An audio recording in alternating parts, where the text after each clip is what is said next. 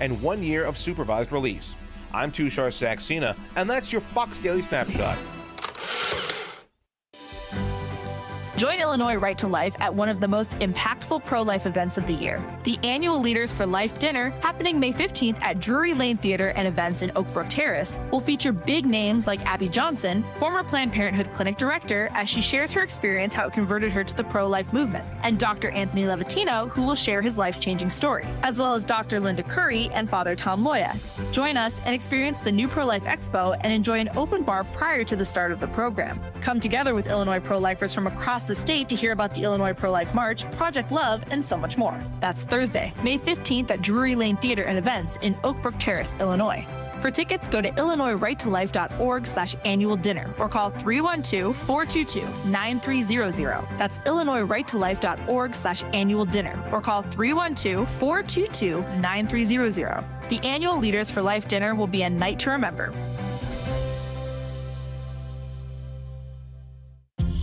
Rick Borick, host of Unleash Your Wealth. When the stock market struggles, when inflation is high, you need to start looking through the inventory of all your accounts and say, is every one of these investments working as hard as it could be? Because every month during high inflation that you waste, you're losing 8 or 9% a year. Unleash Your Wealth, Saturday at 7 a.m. and our new time at 2 p.m. here on AM 560, The Answer.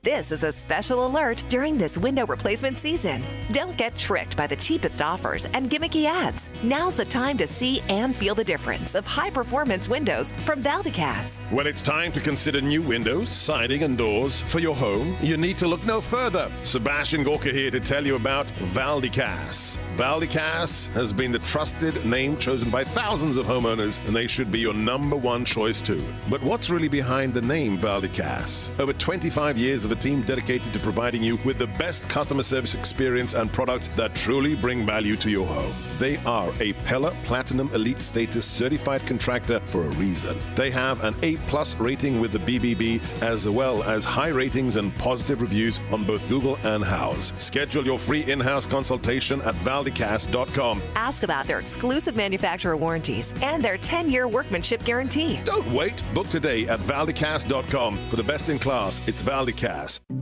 Spring is here. It's time to get outside and enjoy the beautiful weather in a brand new scooter from Mars Medical in New Lenox. Come see and test drive their full collection of new and used power mobility devices for sale. Mars Medical carries full and travel size scooters from Pride Mobility and Golden Technologies. Inventory is moving out daily, so don't hesitate to pick out your new scooter today. And don't forget, Mars Medical also has lightweight and compact transport wheelchairs available for sale or rental use for those day trips to the zoo or to the park. Some units weigh as little as 19 pounds. Or improve your outdoor activities this spring with a rollator walker. Mars Medical has over 7 models of rollator walkers on the floor for purchase. Make this spring one to remember on the north side of Route 30 between Cedar and Vine Road in New Lenox, or go to marsmedicalsupply.com. Mars Medical, customer care that is out of this world.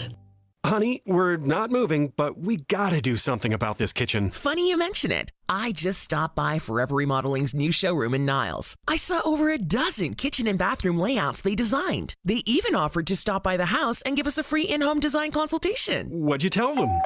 That we're free today? Visit foreverremodeling.com today. That's the number 4, everremodeling.com. Forever Remodeling, stress-free and high-quality remodeling.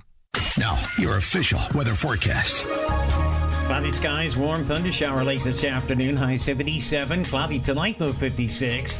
Sun and clouds, a straight thunderstorm for tomorrow, the high 77. A gusty thunderstorm possible Thursday, high near 88. I'm Steve Williams on AM 560. The Answer. Get the latest weather, traffic, and news updates online at 560theanswer.com. Portions of the following show may be pre-recorded.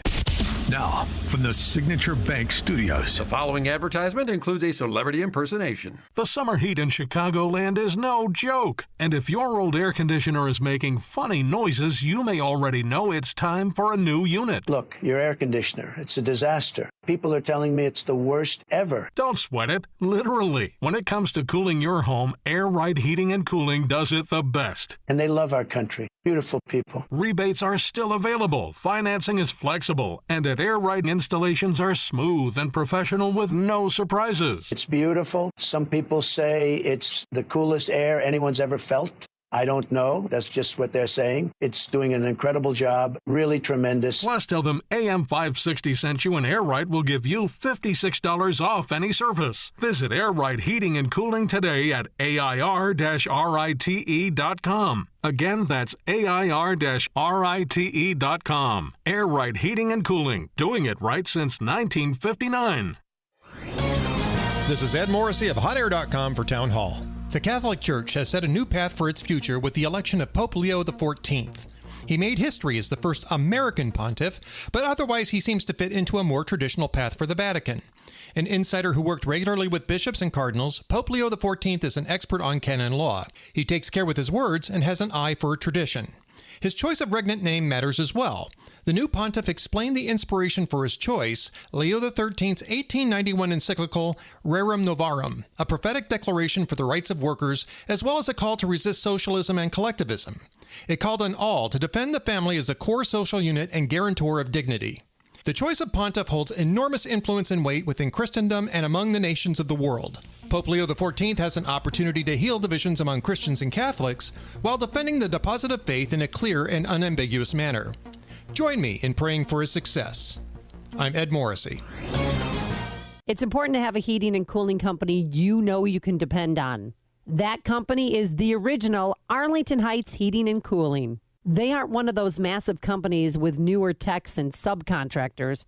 Oh no, Arlington Heights Heating and Cooling send only their own highly skilled techs. From service to installation and everything in between, the work quality and customer service is the best. For 40 years, the original Arlington Heights Heating and Cooling has kept homeowners and business customers comfy and warm in the winter and nice and cool in the warmer months. Don't call the big guys, call the best. Call Carrie at 847-545-1700 or visit arlingtonheightsheatingandcooling.net. That's Carrie at 847-545-1700 or online at arlingtonheightsheatingandcooling.net. The original Arlington Heights Heating and Cooling, not the biggest, just the best. This is Ed Morrissey of HotAir.com for Town Hall. The Catholic Church has set a new path for its future with the election of Pope Leo XIV. He made history as the first American pontiff, but otherwise he seems to fit into a more traditional path for the Vatican. An insider who worked regularly with bishops and cardinals, Pope Leo XIV is an expert on canon law. He takes care with his words and has an eye for tradition. His choice of regnant name matters as well. The new pontiff explained the inspiration for his choice, Leo XIII's 1891 encyclical Rerum Novarum, a prophetic declaration for the rights of workers, as well as a call to resist socialism and collectivism. It called on all to defend the family as the core social unit and guarantor of dignity. The choice of pontiff holds enormous influence and weight within Christendom and among the nations of the world. Pope Leo XIV has an opportunity to heal divisions among Christians and Catholics while defending the deposit of faith in a clear and unambiguous manner. Join me in praying for his success. I'm Ed Morrissey. Larry Older here, inviting you to join me on the Patriots Alaska cruise this summer. A once-in-a-lifetime trip where patriotism and luxury meet. Picture this, you cruising through Alaska's stunning wilderness on a first-class luxury ship, surrounded by breathtaking glaciers and majestic mountains. Joining us will be Mike Gallagher, Jennifer Horn, and Joe Piscopo. But that's just the beginning. We sail August 16th through the 23rd through the last frontier. On board, you'll enjoy thought-provoking talks, exclusive events, and unforgettable memories with fellow patriots who share your conservative values. Text the word TRAVEL to 94878 to reserve your cabin today. This is more than just a cruise. It's a chance to engage with some of the most respected voices in conservative America while exploring one of the most beautiful places on earth. Space is limited, so do not wait to book your cabin. Text TRAVEL to 94878. That's TRAVEL to 94878. I'll see you on board where patriotism, adventure, and luxury come together. This is Chicago's Morning Answer with Dan Proft and Amy Jacobson on AM 560. The Answer.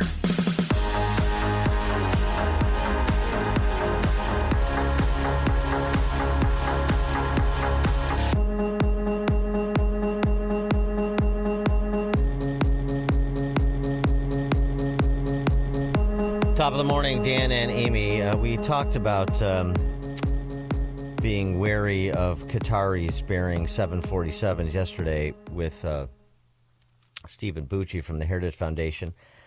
We weren't sure if it was 100% accurate, the reporting that Trump was thinking about accepting this 747 that the Qataris want to give him. It would be given to the U.S. government and then transferred to his presidential library after his presidency. That, according to lawyers, the president's lawyers who've looked at this, is not violative of the Emoluments Clause of the Constitution. But a violative of the Constitution is not really the issue. Optics and propriety are more the issue. And I think we generally agree this was a bad idea, but Trump posted on Truth Social, so the fact that the Defense Department is getting a gift free of charge, all caps, of a 747 aircraft to replace the 40-year-old Air Force One temporarily in a very public and transparent transaction so bothers the crooked Democrats that they insist we pay top dollar for the plane. Anybody can do that. The Dems are world-class losers. MAGA. Okay. The president should, on behalf of the United States government, the president should accept a $400 million 747-8 from the Qataris. Does that strike you as a good idea? 312-642-5600, turnkey.pro answer line. Well, he claimed, it's good. It's a gift giving that's being given to the Department of Defense. And in order for it to become Air Force Ones, of course, they're going to have to check it for recording devices. Yesterday I said it could be a Trojan horse. There could be something on that plane. I mean, think about it. That they could blow it up at any point in time when they know that he's on it. They could track his every move. Highly unlikely. I know, but that's I'm not just the issue. Okay, what's the issue? Is what I just said. The issue is right. I mean, I don't think anybody is. The capacity of the U.S. government, the Defense Department, the idea that you couldn't retrofit this plane to serve as Air Force One temporarily. I mean, we talked about that with Bucci a little bit, and he knows more about this than we do, certainly. But yeah, so I guess it would be potentially difficult to sweep and extract anything that could compromise the skiff level security that is on Air Force One. So, I mean, it's an issue. I don't think it's an issue in terms of, assassinating him. But I think it's, potentially an issue in terms of the privacy and secrecy concerns and protocols that need to be followed when the president is discussing certain matters in Air Force One. I get that. But the larger issue is just the idea that this is a good idea. And it's the source of the gift that is particularly that to me makes it particularly clear this is a bad idea. Qatar is not a friend. Right. Qatar is an ally of convenience in certain circumstances on certain matters. And I understand that you have to, in America's role as a global superpower, you have to deal with a lot of countries that aren't your friends. That's why I said they're an ally of convenience. But make no mistake about what Qatar has done and is doing to try to influence U.S. policy. Oh, and by the way, it's an Islamic state. It is a radical Shia state. They harbored, not just most recently, did they harbor the leaders of Hamas. Go back to the mastermind of 9/11 and the first World Trade Center bombing, Khalid Sheikh Mohammed. He was hanging out in Qatar. He was given cover in Qatar. Right, Essentially, was an ally of the government. In addition to all of what the money that Qatar gives to universities here to try to influence, well, for all sorts of reasons, trying to influence American policy, trying to buy off academics, make access for the sheikh's kids, all of the above. Frank in Tinley Park. That's to what President George Bush did at 9/11. Remember, the Saudis sent $10 million, and he sent it back? Yeah, right. Thanks for the call, Frank. It's the idea of you don't look of his true social post. We're getting a $400 million aircraft for free. Somebody says I'll give you a $400 million aircraft. You say okay, thank you. Well, no, you don't. Like if somebody says you get that free putt, you don't putt it. You pick up your putt and you go on to the next hole. It's like, okay. And I have to get this off my chest. I know I'm not a big fan of Rachel Scott from ABC News, but she just asked about this gift, and I don't like his response. President, what do you say to people who view that luxury jet as a personal gift to you? Why not leave it behind? You're ABC fake news, right? Why not? It's only ABC. Well, a few of you would. Let me tell you, you should be embarrassed asking that question. They're giving us a free jet. I could say, no, don't give us. I want to pay you $1 billion or 400 million or whatever it is. Or I could say, thank you very much. You know, there was an old golfer named Sam Snead. Did you ever hear of him? He won 82 tournaments. He was a great golfer. And he had a motto: when they give you a putt, you say, thank you very much. You pick up your ball and you walk to the next hole. A lot of people are stupid. They say, no, I insist on putting it. Then they putt it and they miss it. And their partner gets angry at them. You know what? Remember that, Sam Snead. When they give you a putt, you pick it up and you walk to the next hole and you say, thank you very much. Respectfully, sir, as a businessman, some people may look at this and say, have you ever... I don't think she was out of line by asking the question by any means. Well, it's not personal use. It's not a personal gift, again, so she has the premise wrong. But this is not France offering the Statue of Liberty for, as a symbol of the friendship between the two nations. That's not what this is. But isn't it? I mean, he said he'd use it for Air Force One and then put it in the presidential library. Similar to, if you ever been to Reagan's library in Simi Valley, yes. There's an Air Force One there. Yes. Yeah, right. The people are trying to do damage control on this by saying, well, the bigger problem here is that Boeing says they're not going to be able to deliver an updated Air Force One, a new Air Force One, until 2029 or something. They got the contract in 2017 or 2018. It's taking them a decade to build it, and this is, Boeing continues to be a problem defense contractor. Yeah, okay, perhaps. That is no rationale to take this plane from the Qataris. Sorry. Craig in Mount Greenwood. Oh, hey. Good morning, Dan and Amy, and thank you for taking my call. This is an interesting thing because, when you're putting it against the backdrop of when the Biden family, Clinton family, or whatever, getting all kinds of gifts and money and everything personally, for themselves personally, okay? And not too much said, roll it under the carpet.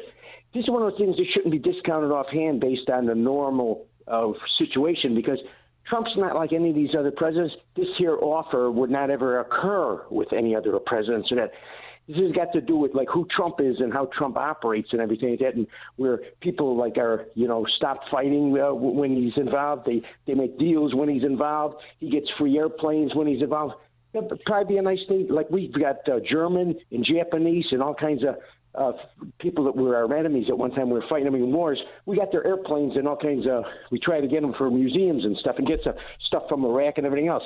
But so hey, I don't know. I'm completely lost by your point, Craig. I completely don't know. What is he should? You didn't like the self-dealing, the perceived self-dealing of the Hillary Clinton, the Clintons, the Clinton Foundation, of Biden Incorporated. You did not like that. And you don't want to see politicians using influence for personal enrichment. Now, this isn't necessarily directly personal enrichment, but there are other issues. Actually, this is to our government. Yeah, it's to our government and then to his foundation. But the problem is, and we actually talked about this in the context of the Clinton Foundation, and frankly, in the context of Biden Incorporated, because she was receiving money through the foundation from enemies of this country, foreign governments that are enemies or allies of convenience, like Qatar is. And Hunter Biden was doing business with Chinese communists and Eastern European oligarchs. So we saw that was a problem because we just don't want that sort of engagement with our national leaders with our enemies, right? I mean, you don't give somebody a $400 million plane and expect nothing in return. Not in this world. Well, there's one difference. There's one big difference. This is all out in the open in it. This is not like these all backdoor deals. So what? So it's out in the open, and so we know about it. All this other stuff was out in the open too. I mean, it had to be unearthed. It wasn't presented. But just because you're presenting a bad idea doesn't make it a good idea. Well, that makes no sense. I agree with that. But like it seems like Trump comes out on top with all these things, and he doesn't really sell out our country like these others. I'm not saying. I think so. I'm not saying he's going to sell our country. Like optics and propriety lines, and not to mention, I mean, giving the like a sort of an unforced error, giving the Dems something to carry on about, right? As opposed to focusing the American public's attention. And the Dems' lack of ability to stay on this focus on, the public policy promises that are being delivered on border security, on ostensibly trade deals to improve open markets to U.S. goods, on the ending of race-based politics and the race-based and gender-based spoil system, all of the things that we've talked about. And now you want to go off on this tangent? I mean, frankly, there's a problem in terms of optics and maybe more with the Trump and family's involvement in the crypto business. Right. I just you can, be asymmetrical in your approach to issues, and you can color outside the lines when it comes to political gamesmanship. But there are still some lines. If one of those politicians you didn't like, a previous president, if Biden or, have to do the if then, if a Biden or Obama were offered, they're going to take a $400 million plane from the Qatari government. The Republicans or from the Iranian would be losing government, their mind. And from the Iranian government to thank them for the nuclear deal. Will we say, but he's just taking it for the government and he's going to put it in his library, so it's fine? No. George in Naperville. Yeah, Stan, why doesn't Trump donate it to Brandon Johnson for his gift room? Right, precisely. Thank you, George. We're going to need a bigger gift room. Definitely. Coming at up at 5:38. Speaking of performative outrage from the left, all of a sudden they don't like refugees from other countries. Talking about the South Africans that have been granted temporary protected status. 5:38. And of course, the Episcopalians are involved. And later, who is Trump's fat friend? But now let's head into that newsroom, and here are the headlines. Good morning. It's 60 degrees in Chicago in the AM 560 The Answer newsroom. I'm Nikki Whaley. Secretary of State Marco Rubio set to meet with NATO foreign ministers in Turkey this week. In a statement, the U.S. State Department said that Marco Rubio would use this meeting to advance President Trump's agenda of ensuring NATO allies contribute their fair share to making the military alliance stronger. The Trump administration's called on allies to pay north of 5% of annual GDP on defence, up from NATO's current benchmark of 2%. It's a topic that will likely feature prominently at next month's NATO summit in The Hague. But this week's foreign ministers' gathering could be overshadowed by the prospect of a possible meeting between Ukraine and Russia's leaders, as Washington continues to push for a ceasefire agreement. William Denslow, Brussels. And today is National Apple Pie Day.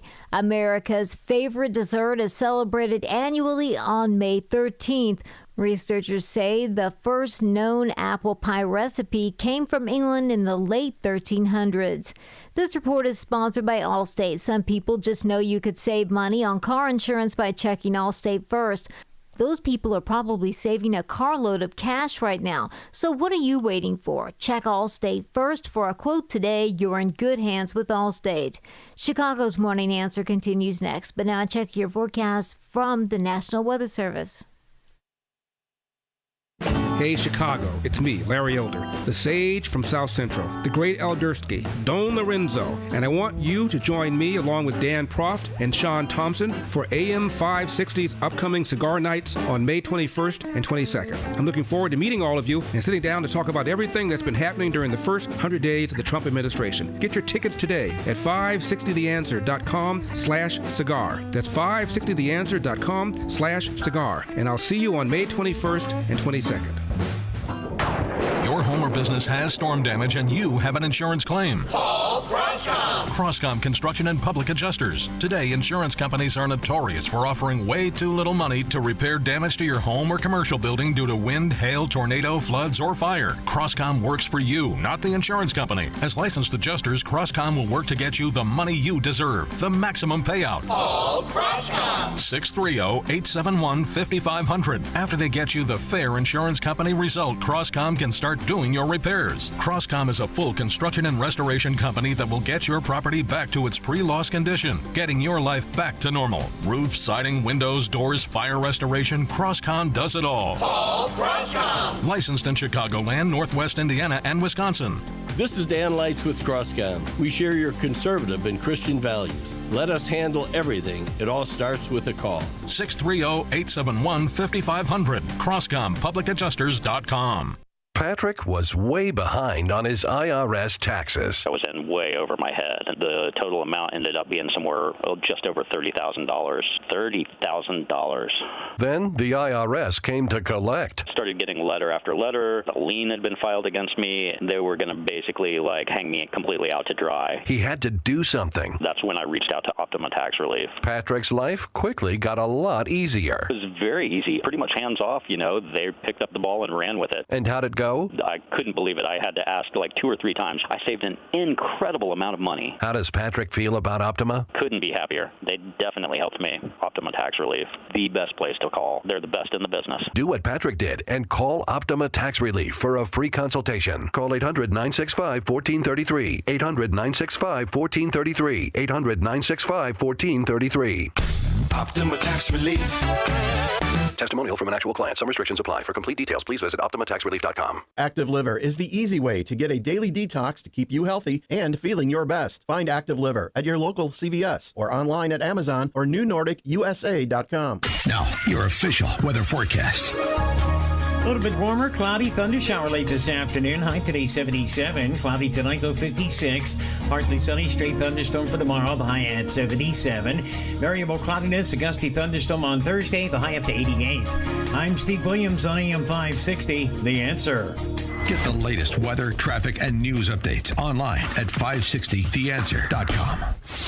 This hourly segment is brought to you by Scott Tucker Solutions and his show Retirement Decoded. Sunday mornings at 8. Learn more at scotttuckersolutions.com. Now, from the Signature Bank Studios.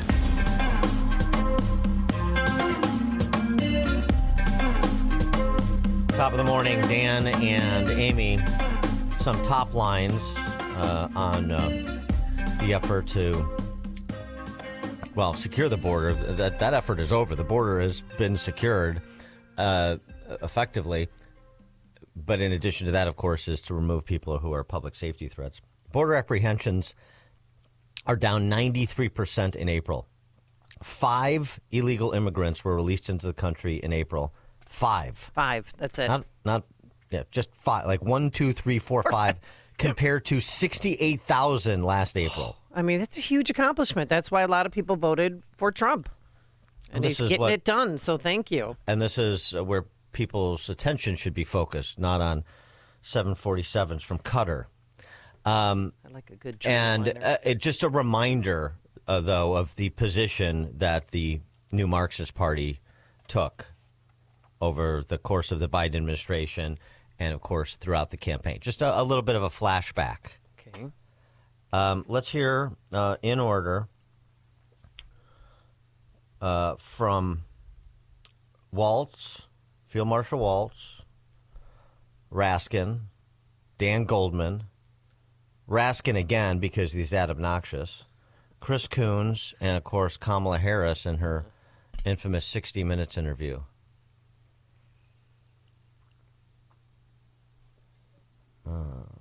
Do we have that?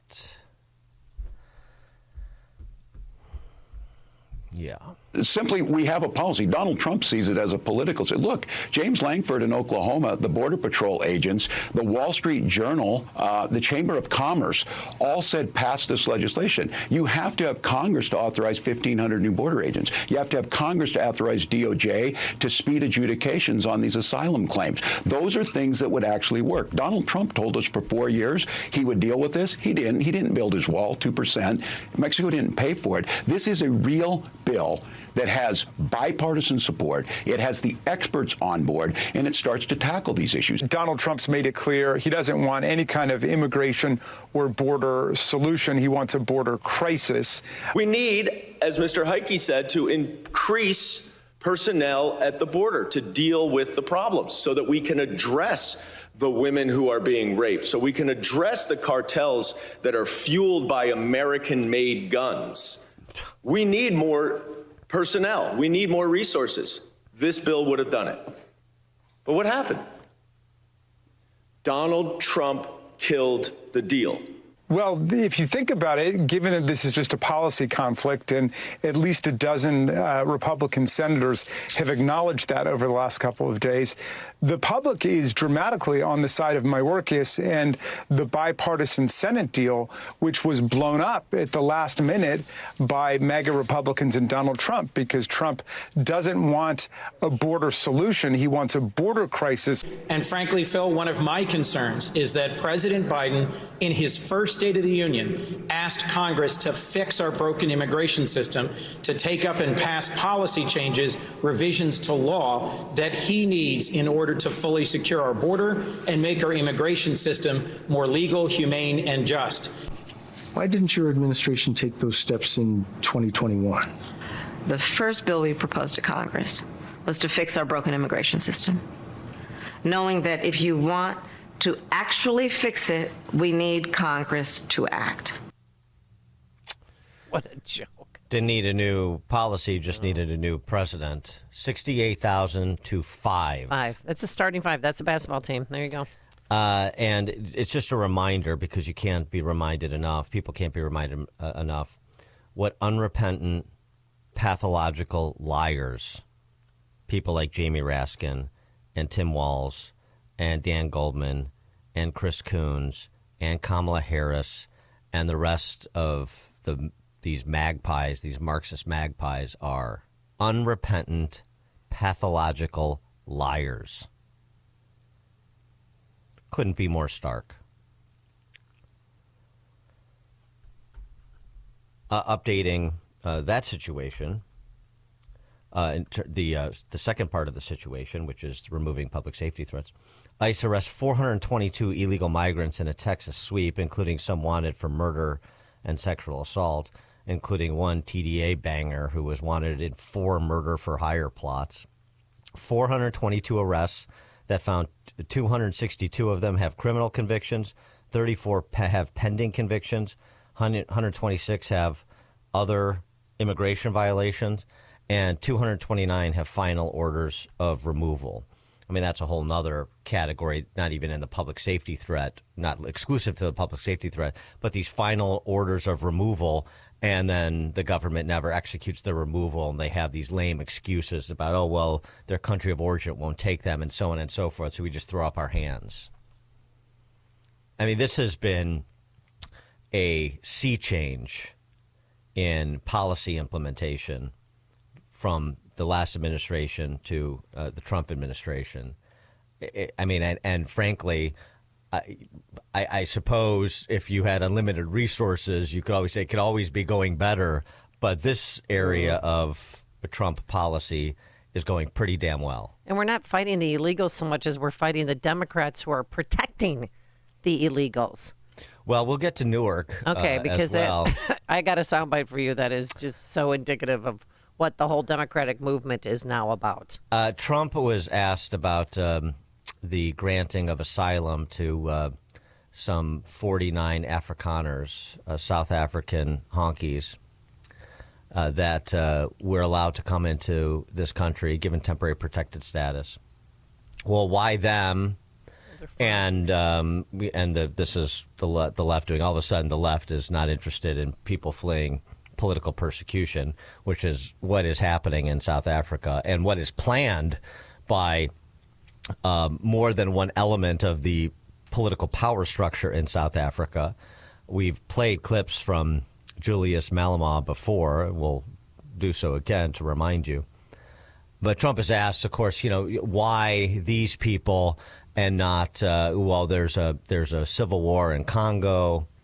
There has been a denial of asylum claims for some Afghanis who, some of whom are alleged to have helped the U.S. military during the war in Afghanistan. Here's Trump's response. I want to ask you about South African refugees. Dozens of Afrikaners who claim discrimination in their home country are heading to the United States, where your administration is going to welcome them as refugees. Now, this comes as you've halted virtually all refugee admissions for people fleeing famine and war from countries like Sudan and the Democratic Republic of Congo. Why are you creating an expedited path into the country for Afrikaners but not others? Because they're being killed, and we don't want to see people be killed. Now, South Africa leadership is coming to see me, I understand, sometime next week. And, we're supposed to have I guess a G20 meeting there or something. But we're having a G20 meeting. I don't know how we can go unless that situation's taken care of. But it's a genocide that's taking place that you people don't want to write about. But it's a terrible thing that's taking place. And farmers are being killed. They happen to be white. But whether they're white or black makes no difference to me. But white farmers are being brutally killed, and their land is being confiscated in South Africa. And the newspapers and the media, television media, doesn't even talk about it. If it were the other way around, they'd talk about it. That would be the only story they'd talk about. And I don't care who they are. I don't care about their race, their color. I don't care about their height, their weight. I don't care about anything. I just know that what's happening is terrible. The response from the left, I'll give you a couple of examples of what you're getting, and you can imagine where this is going to go immediately. To race. That's where it went. Yamiche Alcindor on MSNBC. That pause, of course, was subject from the very beginning to exceptions where it was determined that this would be in the interest of the United States. Some of the criteria are making sure. That's not Yamiche Alcindor, obviously. Let's try. This is an interesting cat. This guy was a deputy assistant attorney general under Obama. Elliot Williams is his name. This is one of those ghastly CNN panels where former Obama and Biden flacks talk to one another, and they pretend this is a policy discussion.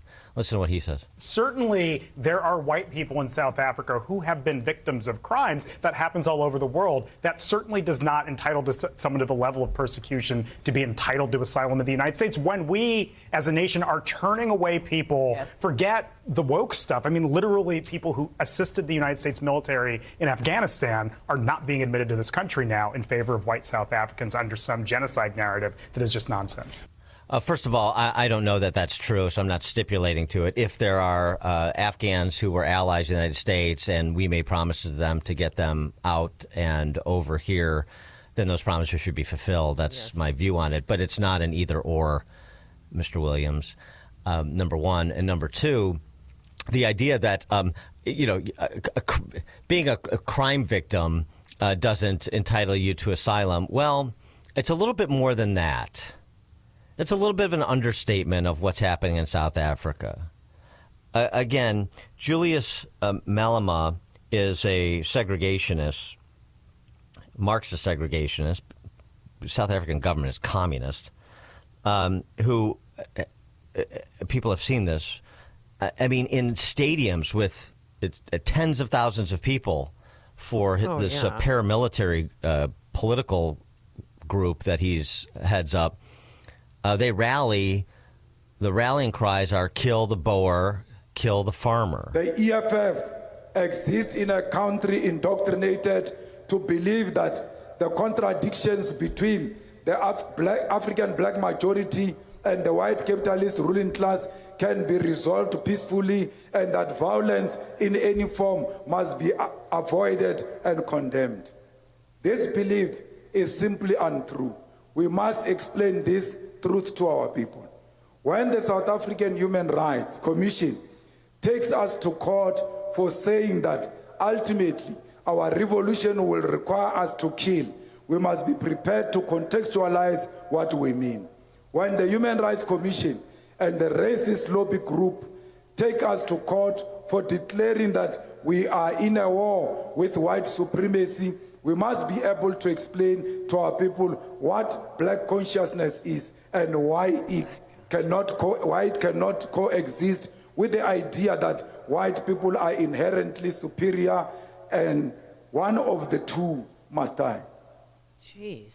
Fanon is important here because he gives us the tools to explain to our people that the conditions within which they live are violent. It is violence to segregate African people into underdeveloped townships and villages without services. It is violence for a white minority to have complete control over the means of production in Africa. It is violence that the majority of the land remains in the hands of a white minority. Colonialism is institutional and structural violence, and reversing it requires violence. Must never be scared to kill. A revolution demands that at some point there must be killing, because the killing is part of a revolutionary act. I don't know what's going to happen in the future. I'm saying to you, we have not called for the killing of white people, at least for now. I can't guarantee the future. Nice. Yeah, but I mean, not yet. But first of all, that's not true. He has repeatedly, and he's not the only one. And I know Ramaphosa, who's the president, Cyril Ramaphosa is the president of South Africa. He had this to say about the refugees. Those people who have fled are not being persecuted. They are not being, hounded. They are not being treated badly, and they are leaving ostensibly because they don't want to embrace the changes that are taking place in our country in accordance with our Constitution. Mm-hmm. Yeah, that's the sanitized version of Julius Malema. Corey of Woodlawn, you're on Chicago's Morning Answer. Hey, thanks for taking the call, man. I'm so upset when I hear things like that. But we used to have a situation in Woodlawn where our school, Wadsworth, was taken over by a bunch of illegal immigrants, and they came there to try to pacify us with words. But one of the things that stuck with me is the young lady said to us that we have many people that came in that had no asylum date, which means that they were allowing people in. They weren't giving them a date to even see a judge. But how do you get somebody out with due process when you brought them in without a situation where there was process in the beginning? Thanks for the call, Corey. Roger, DeKalb. Yes, I have family members that have business interests in South Africa, and this has been going on for a long time. Yeah. 10 years ago, everybody is armed to the teeth. They all live in gated communities where they drive in, the gate goes down, they drive into the garage, the door goes down. Nobody walks the street. Nobody flies flat. And it is unbelievably dangerous. Down there, they don't travel out of the major cities unless they know their car is full and they're going to be able to get to where they have to go, because if they have to stop somewhere in a rural area, they're dead. I mean, this is terrible down there. Our State Department and media are just unbelievably rotten. Have a good day. Thanks for the call, and these Roger. people, that came in, the refugees, I love that they were waving American flags and they seem so happy to be here. Yeah. Compared to other people who are just sucking off the government, Compared getting to nice strollers, waving their country's flags instead of our flags, and we're giving them everything they need. Yeah, Healthcare, compared to people education. who come here to go to Columbia University and hate on the West and America. Yeah. Right. Oh, and the violence isn't happening. It's not happening yet. There's no. It's crimes. It's like it's one-off domestic crimes as the left is trying to portray this. We played this when several months ago when she posted it, and somebody at the State Department, the new State Department under Rubio, is paying more attention than certainly the D.C. press corps is, and thus I think the provision for these 4 or 5 dozen Afrikaners to make their way to this country. Take a listen. President Ramaphosa recently stated very casually in New York to the media that there are no killings of white farmers in South Africa. There are no farm murders. Really? My name is Mariandra Yennes, and I'm a survivor of a farm attack. My husband was shot 6 times during such an attack. He was murdered in cold blood in front of me and my 6-year-old daughter. He was shot 6 times, and the last one was in the head. I had to pick up our broken life after that. I had to give birth to our 4th child, our son, 5 days after Daddy's funeral. These attacks do happen. It happens almost daily. Our story is one of thousands. What would you do if it happens to you or to your loved ones? What would you do if you had to raise 4 little children alone after your husband was murdered in cold blood and they stole nothing? How would you feel if you had to slip in the blood of your loved one? The smell of it seeping through the floors of your house, the house you were supposed to be safe in. These attacks happen, and it happens to good and normal people. What would you do if this happened to you? What would you do if your government denies that it happens? Would you keep quiet? So I ask you, the people of America, to help us to share this message, to help us to spread awareness of these farm murders, because they do happen. We appeal to you to help us.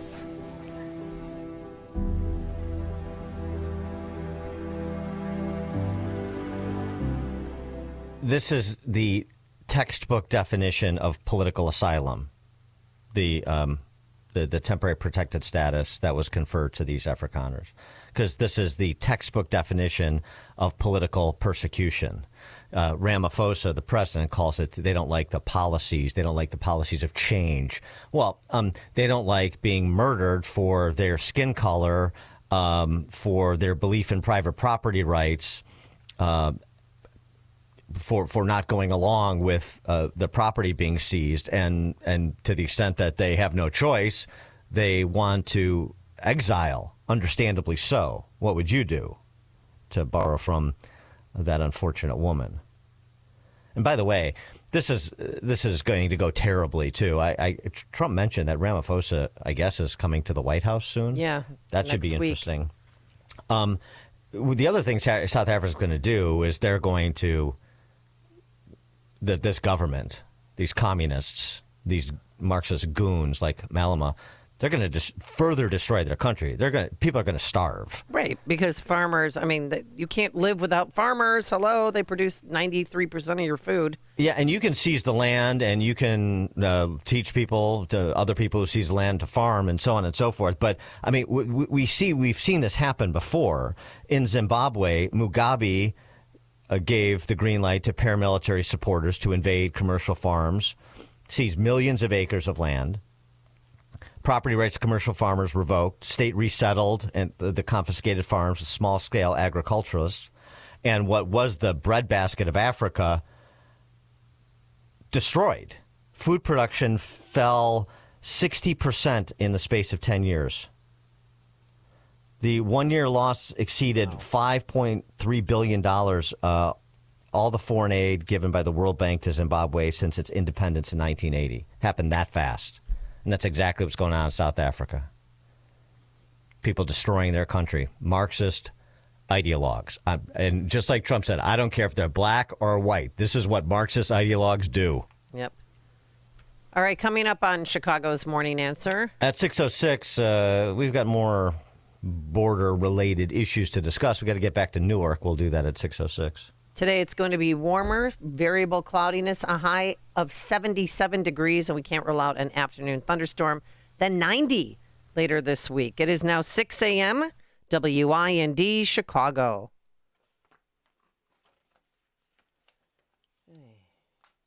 I'm Dave Anthony, Fox News.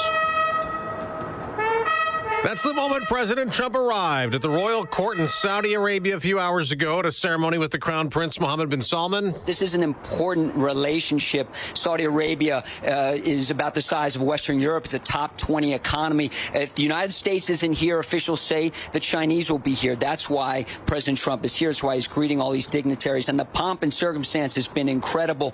There was F-15 fighter escort from the Saudi Air Force for Air Force One. That's Fox's Lucas Tomlinson in Riyadh. The president will be pushing for more investment into the U.S. on a trip that will also take him to the United Arab Emirates and Qatar. The president also plans at some point to talk to Idan Alexander, Hamas's last living American hostage, set free yesterday in an attempt to get another ceasefire with Israel. But 19 months in captivity in Gaza means he's weak and still needs hospital treatment. Alexander was raised in New Jersey but was serving in the Israeli military when he was kidnapped. He'll stay in Israel for now and talk later on the phone to President Donald Trump. A face-to-face meeting at the White House has been slotted in for later this month. That's Fox's Jonathan Savage. It'll be day 2 of testimony at Sean Diddy Combs' federal trial in New York, where the star rapper and music producer is facing sex trafficking and other charges. The prosecution's third called witness is expected to be Cassie Ventura. She is the woman Combs is seen chasing and attacking on a widely seen hotel surveillance video. After opening statements Monday, federal lawyers called a hotel security guard and a male escort to the stand, both saying in some way they saw evidence of Combs' violence toward Ventura. Fox's Gernal Scott. In France, a famous actor was convicted today. Gerard Depardieu, found guilty of sexually assaulting 2 women on a movie set. He was given an 18-month suspended prison sentence. America's listening to Fox News. Good morning. It's 60 degrees in Chicago in the AM 560 The Answer Newsroom. I'm Nikki Whaley. A former volunteer assistant wrestling coach for Deerfield High School faces child porn charges. Alexander Evan Cohen of Crystal Lake was ordered held in McHenry Jail on Friday on 10 counts of child porn. Cohen previously worked as a volunteer coach for the boys wrestling team for District 113 in the 2018-2019 and 2019-2020 year. School officials say the charges don't involve any other current or former employees or volunteers. 3 people are hurt following a crash on Chicago's northwest side. Police say the accident happened early Monday morning when a driver lost control and slammed into a pole in the 4700 block of Northwestern Avenue. All victims were sent to the hospital, including 2 with serious injuries. Authorities are investigating after a car crashed into a building on the southwest side. Police say a woman was driving early Monday morning in the 6900 block of West Archer Avenue and 2 people riding electric scooters drove in front of her vehicle.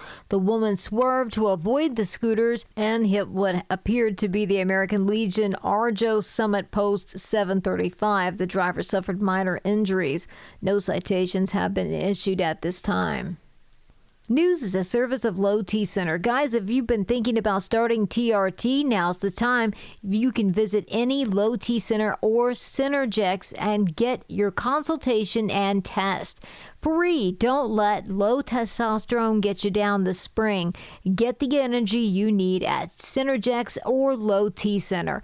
Offer limited. Book now at fixmylowt.com. A check of the roads coming up in 2 minutes on AM 560 The Answer.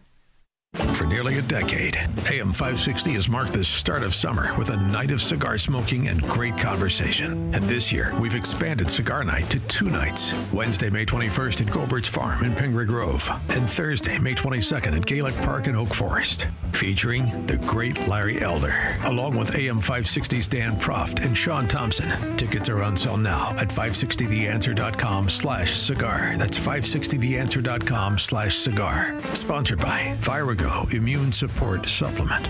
After joining the United States Army, Thomas Kennedy served 2 tours of duty in Iraq and 1 in Afghanistan. But sadly, this soldier's life was tragically cut short.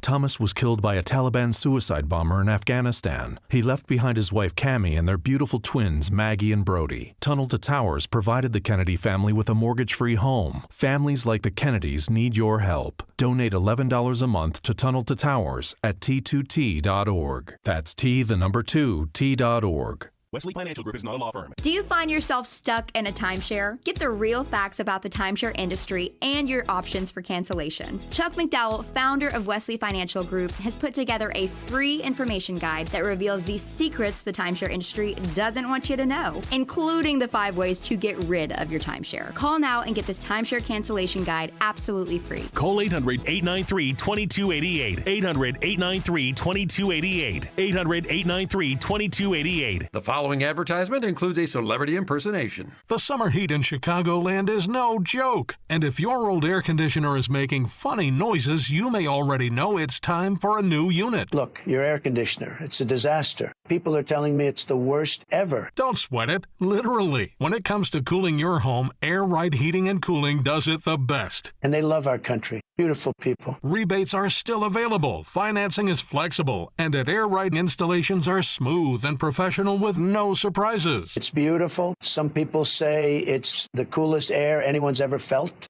I don't know. That's just what they're saying. It's doing an incredible job. Really tremendous. Plus, tell them AM 560 sent you, and Air-rite will give you $56 off any service. Visit Air-rite Heating and Cooling today at AIR-RITE.com. Again, that's AIR-RITE.com.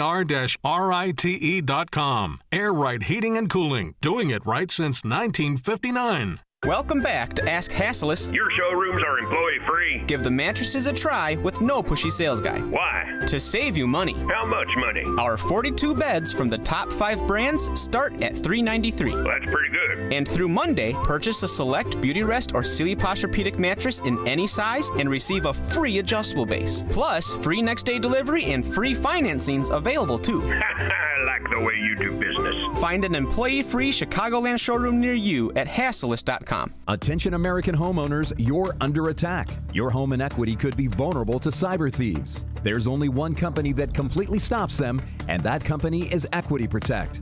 Equity Protect prevents any attempts to steal your home, equity, and ownership 24/7. Get your free risk report today by texting the word HOME to 94878. That's right, text the word HOME to 94878 to get your free risk report. Keep your equity and legacy safe with Equity Protect. From the Team Hawkburg Traffic Center, I'm Nikki Whaley. On the Edens inbound from Lake Cook to Montrose, 14 minutes. Outbound, 13 minutes. On the Kennedy inbound from Montrose to the Burn Interchange, 13 minutes. Outbound, about 12 minutes. On the Eisenhower inbound from Wolf to the Old Post Office, 18 minutes. Outbound, 15 minutes. On the Stevenson inbound from the Tri-State to Lakeshore Drive, 25 minutes. Outbound, about 15 minutes. Traffic is a service of In Grace with Pastor Jim Scudder Jr. now heard on Sunday morning at 7:30 on AM 560. Tune in and find hope as Jim Scudder explores God's Word and His Word each Sunday morning right here on AM 560 The Answer. Chicago's Morning Answer continues next, but now check your forecast from the National Weather Service. Cloudy skies, warm thunder shower late this afternoon, high 77. Cloudy tonight, low 56. Sun and clouds, a straight thunderstorm for tomorrow, the high 77. A gusty thunderstorm possible Thursday, high near 88. I'm Steve Williams on AM 560. The Answer. Get the latest weather, traffic, and news updates online at 560theanswer.com. Now, from the Signature Bank Studios. This is Chicago's Morning Answer with Dan Proft and Amy Jacobson on AM 560. The Answer.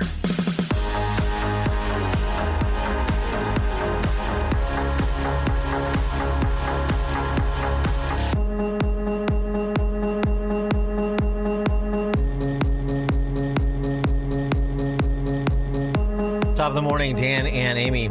I think that blow that British Prime Minister two-tier Keir Starmer was doing with Macron and that German foreign minister on that train to, what was it, Poland? No. I think it got to two-tier Keir. Stop it. They claim it was a napkin. No Sure. way. Then why was a random spoon there? Oh, just stir the milk in the coffee. Sure. I can't imagine when those three got coked up what happened next. I don't really want to They think do about look that. all like jacked, don't they, too? Or something's going on. The way that Macron took that little baggie with some sort of white powder in it away and sort of hid it, that's not how it's not like a napkin, or it's not, you don't play, oh, what's this doing here, and sort of put it in your back pocket while you're talking to reporters, and hopefully nobody sees the little prestidigitation there while you're answering some question. I think it's a bag of something, but I'm just saying that that's what they're saying, that it's a napkin, a folded up napkin. But there could be something inside the folded up napkin, too. Yeah, it didn't look like a napkin to me. It looked like a baggie of blow. That's what it looked like. I'm not an Cocaine expert, train, Dan. Forget Cocaine Bear. We got Cocaine Train. Well, anyway, I mean, Keir Starmer is, he's a neo-Marxist.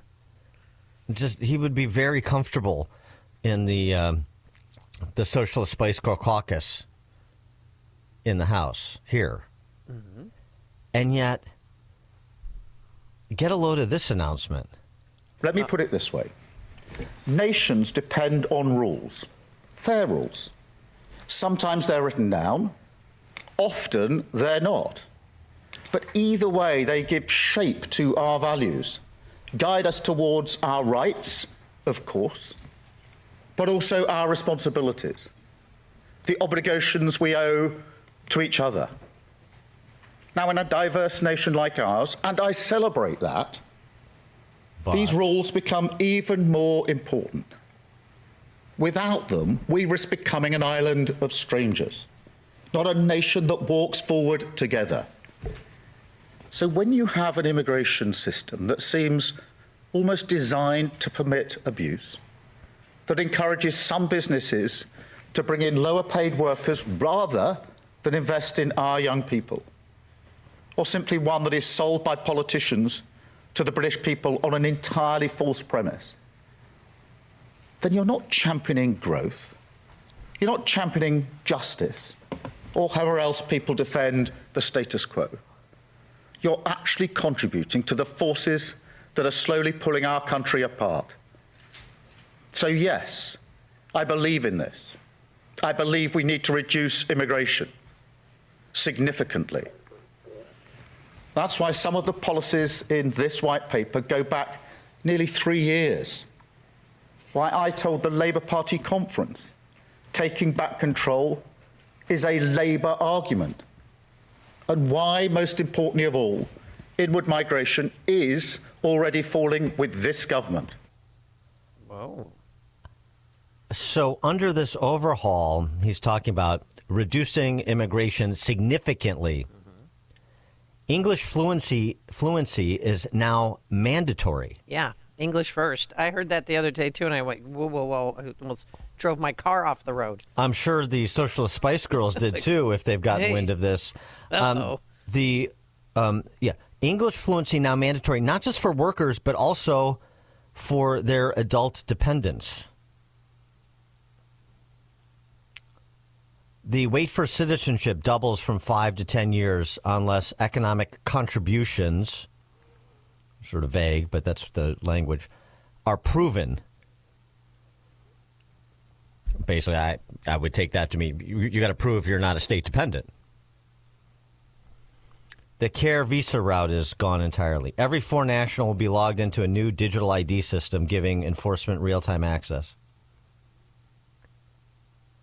I mean, that is a stunning reversal in policy from a country like the rest of Western Europe that just opened their borders and embraced multiculturalism for the last 30 years, and they've destroyed their countries.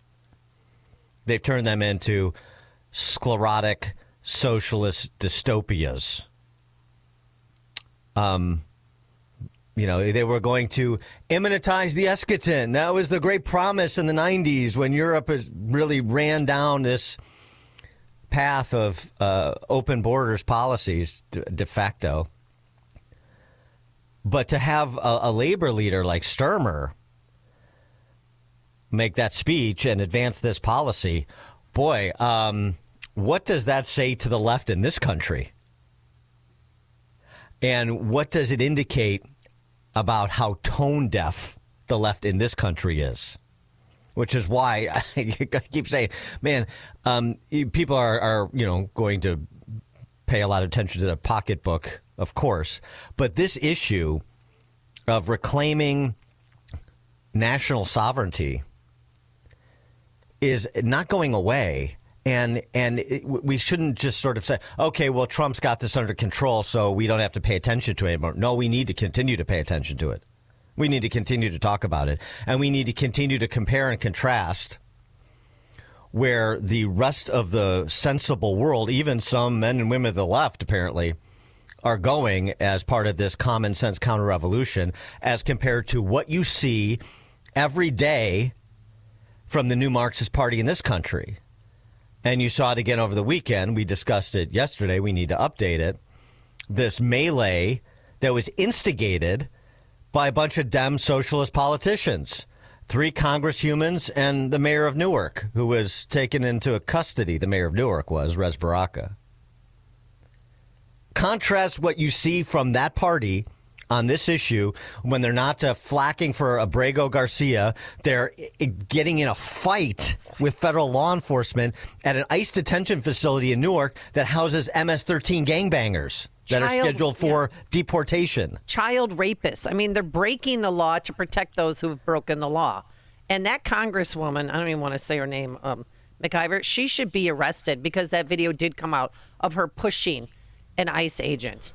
And then yesterday they were out there singing. Here's their singing. Fascism's got to go. Got to go. We say no. We say no. We say no. We say no.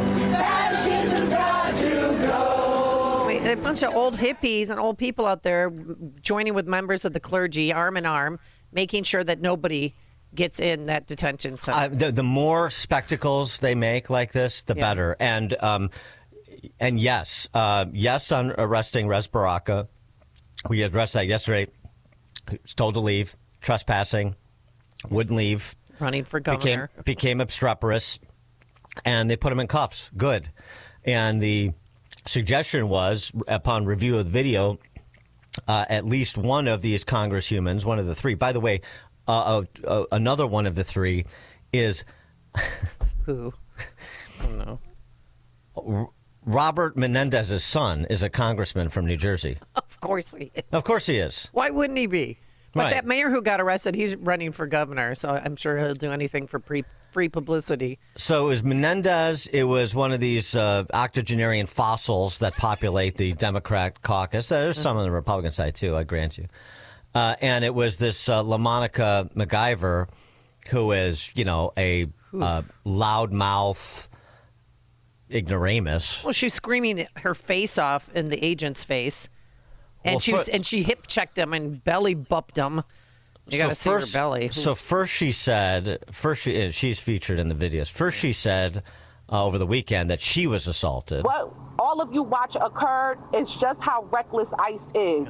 It is unacceptable that me, as a member of Congress, as a black woman here in this city, was just assaulted by multiple ICE officers while regional directors of ICE watched it happen. Since we toured the whole facility with them, no one offered an apology or said anything to me about what occurred out here. Not only was I assaulted, but Congressman Bonnie Watson was assaulted, and of course Congressman Bob Menendez was roughed up as he was trying to protect us. It makes no sense, and it is highly unacceptable how this administration is trying to restrict Congress from doing their bare duties and the responsibilities that the people have elected us to do. Of course, this is false. they got up into the grills of federal law enforcement when they took Rez Baraka into custody. They instigated the melee. Alina Habba, who's the acting U.S. attorney for New Jersey, said over the weekend, yeah, of course, you want to, unlike the previous administration, members of Congress want to go into a detention facility and observe and report. Go ahead. You have 24 hours. You have to give them notice. You can't just show up and demand to go inside. That doesn't work that way. Right. And they've thrown elderly people in jail at abortion clinics for far less than what happened that night on Sunday. Right. And so then when the video came out and the assertion was made by Homeland Security that there could be more arrests after a review of the video, MacGyver was changing. She was sort of was no longer claiming she was assaulted. She's now just claiming that she didn't assault anyone. I honestly do not know how to body slam anyone. There's no video that supports me body slamming anyone. As Congresswoman Bonnie Watson Coleman said, we were simply there to do our job. Therefore, oversight visit and what you're watching in a video, and we don't have all of the body cam, and we hope that all of the body cam is released. It was a very tense situation. It unfortunately did not have to be like that. They created that confrontation, they created that chaos, and then ultimately went to arrest the mayor of the largest city of New Jersey, who is my mayor and my constituent. And it was very difficult to watch that happen, but absolutely, I did not body slam anyone. Yeah, body slam was the wrong term that was used by that Homeland Security public affairs person. This wasn't like a Hulk Hogan. It wasn't like WWE. She didn't go off like the top turnbuckle. She doesn't have the, ability to do that. Yeah. But if you see the video, if you've watched it yet, I mean, she definitely physically contacts law enforcement, and she definitely could be arrested for her conduct over the weekend at that facility. She definitely could be. Well, here's the thing. This is what I've learned. Democrats can't handle not being in charge. And this is this unhinged group that's violent. That they are doing this on behalf of, there's a child rapist in there. There's murderers in there. And you know what they said yesterday, Dan? We should have just loved them more. I want to remind people that we appreciate you. We thank you for your sacrifice, your faith in coming to this country. We are so sorry that we have not welcomed you as we should, as Christ commanded, that we should welcome the stranger and not oppress him. Yeah.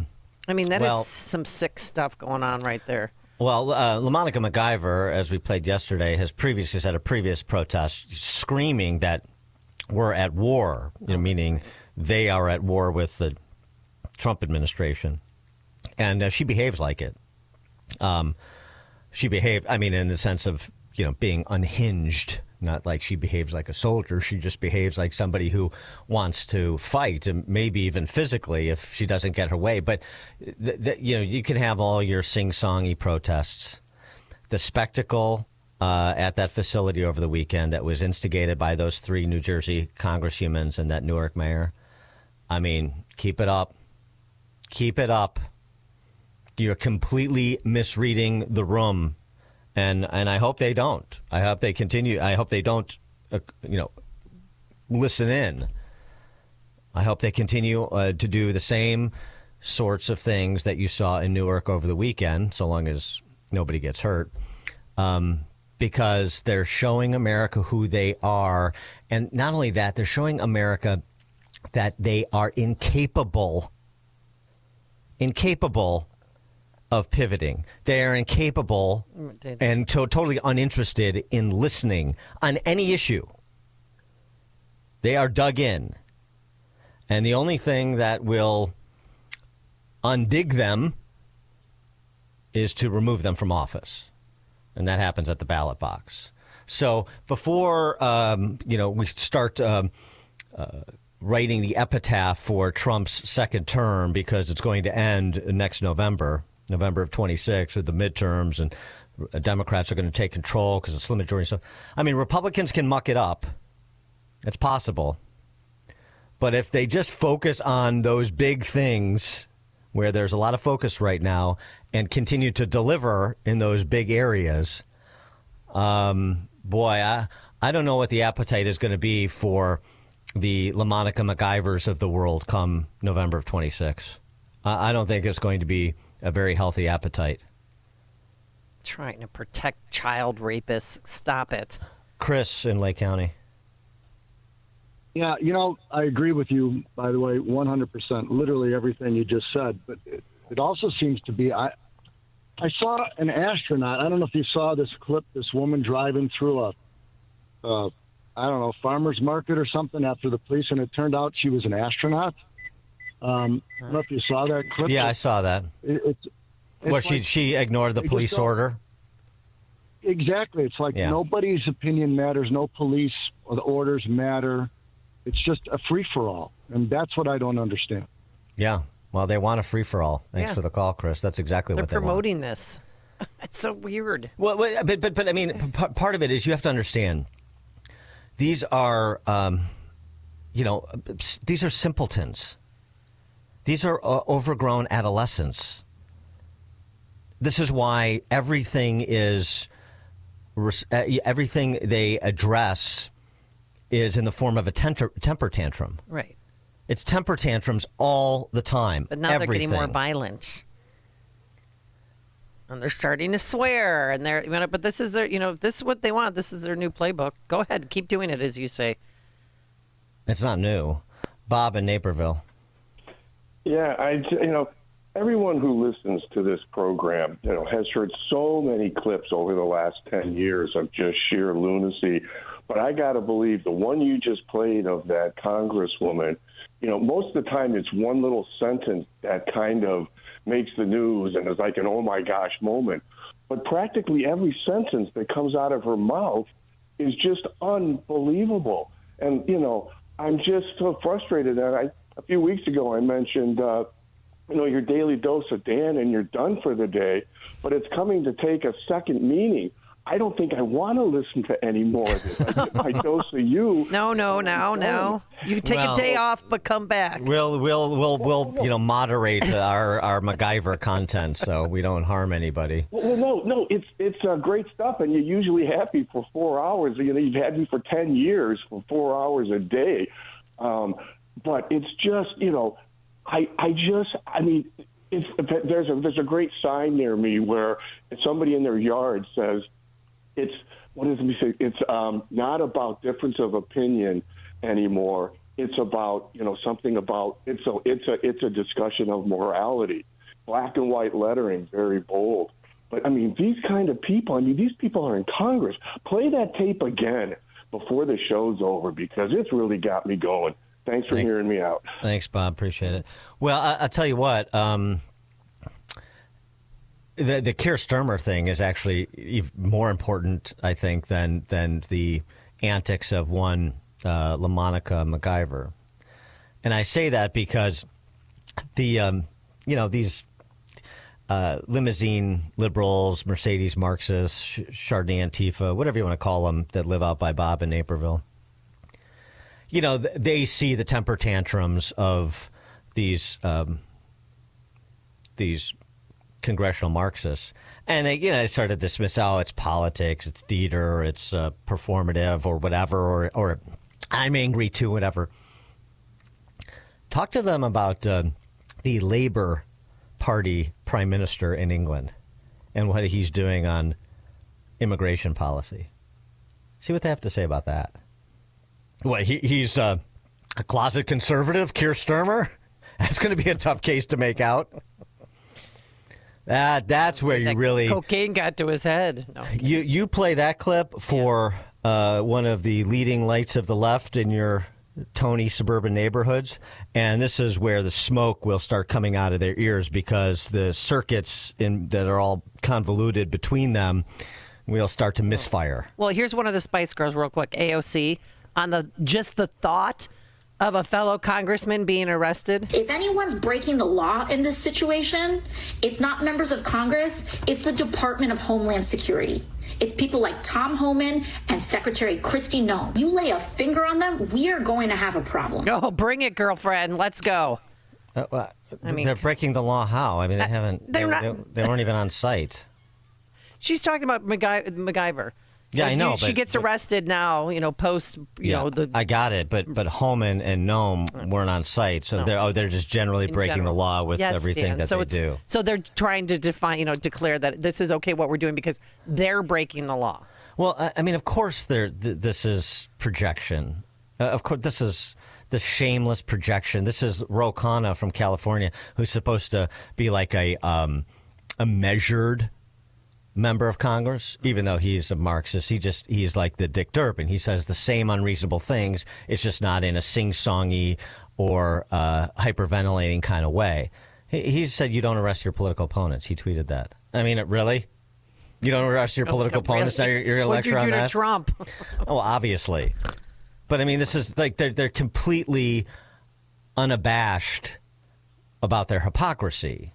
Hypocrisy is part of their leftist privilege. Kevin in Austin, Texas. Earlier you said what Republicans need to do. They also need to start getting organized now, because all these horrible things that the Democrats are doing, they're better organized and they can win elections. I mean, the last election we won, we're barely holding on to the House. Trump won well, but it's guys like Bob from Naperville, and I'm sorry to upset you. Does he even know who his precinct chair is in the GOP? Does he even have one? Yeah, right. Yeah, have one. So if he doesn't, people need to take that extra step instead of just be feeling good for 4 hours after listening to you, which I enjoy and it's great. Yeah, but they need to take action to get involved. I agree, Kevin. And Republicans need to take advantage of that. I agree, Kevin. Thanks for the call. And, I keep hearing the general agreement that we need to recognize, we on the center-right side of the world need to recognize that it's a permanent campaign these days. The left certainly does.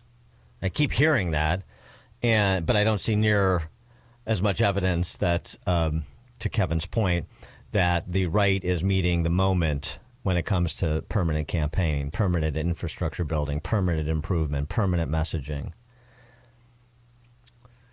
So we'll see. The marketing is a big part of it. So, as a great man once said, words are the currency of politics. You know who that was, Amy? No. Hayek. Me. Oh, Dan Proft, yes. Yeah. Great man. It's not fixed, it's broken. That's the same guy. Same great man. Same guy. Yeah. I remember that. I voted for you, too, by the way. Yeah. That's when I switched over. One of the few, and... no, you had how many? 60,000 votes? How many votes did you have? Something like that. Okay. Many. I'll Google it and let you know later. When I was a young man with a glint in my eye and hope for a better tomorrow, those days are gone. Yeah. Coming up at 6:36, did Doge fail? And we've got a new Illinois Doge story as well, 6:36. And later, I'd love to know, Dan, who you think Trump's fat friend is. But now let's head into the newsroom. Here's Nikki Whaley. Good morning. It's 60 degrees in Chicago in the AM 560. The Answer Newsroom. I'm Nikki Whaley. Secretary of State Marco Rubio is set to meet with NATO foreign ministers in Turkey this week.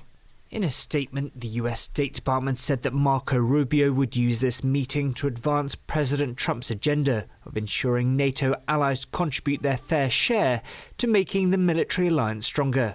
The Trump administration's called on allies to pay north of 5% of annual GDP on defence, up from NATO's current benchmark of 2%. It's a topic that will likely feature prominently at next month's NATO summit in The Hague. William Denslow, Brussels.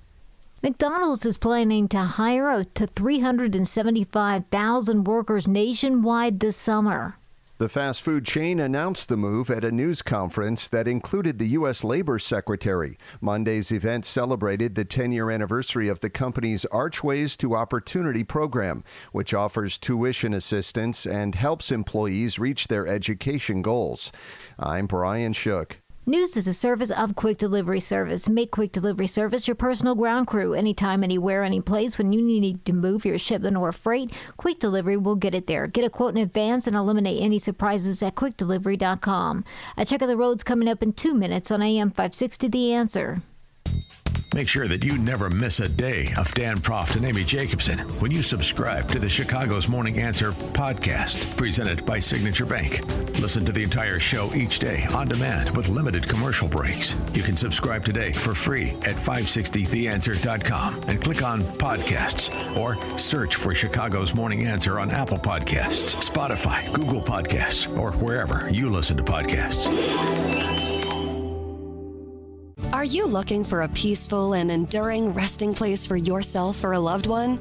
Discover Fairview Memorial Park in North Lake, Illinois, a tranquil haven where your family's legacy can be honored for generations. We're excited to announce the upcoming completion of our beautiful new garden mausoleum opening this spring, offering both above-ground burial and cremation options. This serene space is surrounded by meticulously maintained landscaping and beautiful trees. With limited space available in our mausoleum, now's the time to plan ahead. Reserve your family's place today with prices starting around $7,000. And for a limited time, take advantage of a $500 discount when you pre-purchase a crypt. To learn more or secure your spot, visit fairview-memorialpark.com. That's fairview-memorialpark.com. Or stop by Fairview Memorial Park at 900 North Wolf Road in North Lake. Fairview Memorial Park.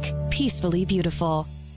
Wesley Financial Group is not a law firm. If you own a timeshare, don't miss this public service announcement from Chuck McDowell, founder of Wesley Financial Group. If you receive an unsolicited phone call or mail piece to discuss selling, renting, or especially canceling your timeshare, don't fall for it. If you really want out of your timeshare, hang the phone up immediately or throw that mail piece in the trash and contact your timeshare resort or Wesley Financial Group for assistance with your timeshare. As the only Inc. 500 timeshare cancellation company, our knowledge, experience, and results has made Wesley a trusted resource for over 40,000 families we've helped get out of their timeshare. Give us a call, and I'll send you our timeshare exit information kit free with the straight facts about your timeshare and all of your options for cancellation. Call for your free info kit, 800-839-8484. 800-839-8484. 800-839-8484. Stop feeling embarrassed about thinning hair and start looking and feeling your best with Hair Grow by New Nordic. Available online at Amazon, Walmart.com, and NewNordicUSA.com, or at your local CVS.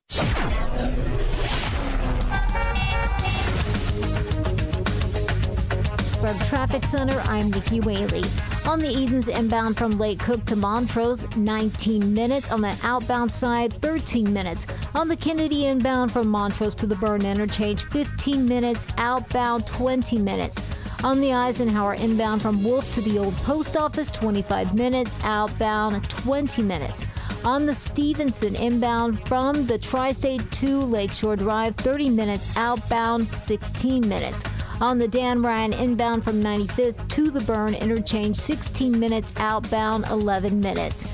This report is sponsored by Straight Talk Wireless. Straight Talk might not be on your shopping list, but it should be. Next time you're grabbing some milk off the shelf at your local Walmart, stop by the Straight Talk aisle and switch to real unlimited data. It's quick and convenient. It won't even take up room in your card.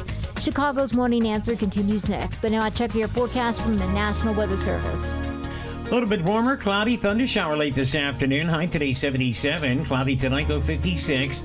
Partly sunny, straight thunderstorm for tomorrow. The high at 77.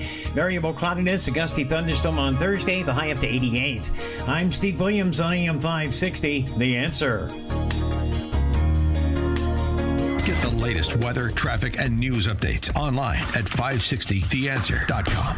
Does your garage floor look bad, cracked, or stained from Chicago's brutal winters? Contact my good friends at Level 10 Coatings. Level 10 brought my garage floor from dirty, gross, to showroom shiny new in just one day. Level 10 Coatings can do the same for you. A quick and easy fix, gleaming permanent solution. Guaranteed to never crack or chip. Mention me, Amy, for $500 off. Get it done now so you can enjoy your garage all summer long. Level 10 uses polyurea, which is superior to epoxy. One day and they're gone. They'll even help move your stuff out of your garage. Schedule your free quote today and mention Amy to receive $500 off. Just visit Level, the number 10, coatings.com. Level10coatings.com or call 855-510-2628. Again, that's 855-510-2628. Level 10 Coatings, your premier concrete coating experts.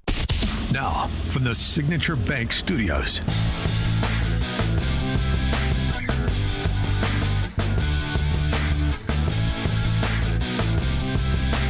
Top of the morning, Dan and Amy. Did Doge fail? Do you think that Doge is a failed experiment? The promise was $1 trillion in spending cuts, and according to Doge's own numbers, they're about 170 billion. Failure? 312-642-5600, turnkey.pro answer line.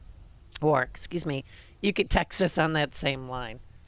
Reason magazine enlisted some policy wonks from various think tanks to ask them the question why Doge failed. Well, first of all, that's starting from a premise that I don't accept, that Doge did fail.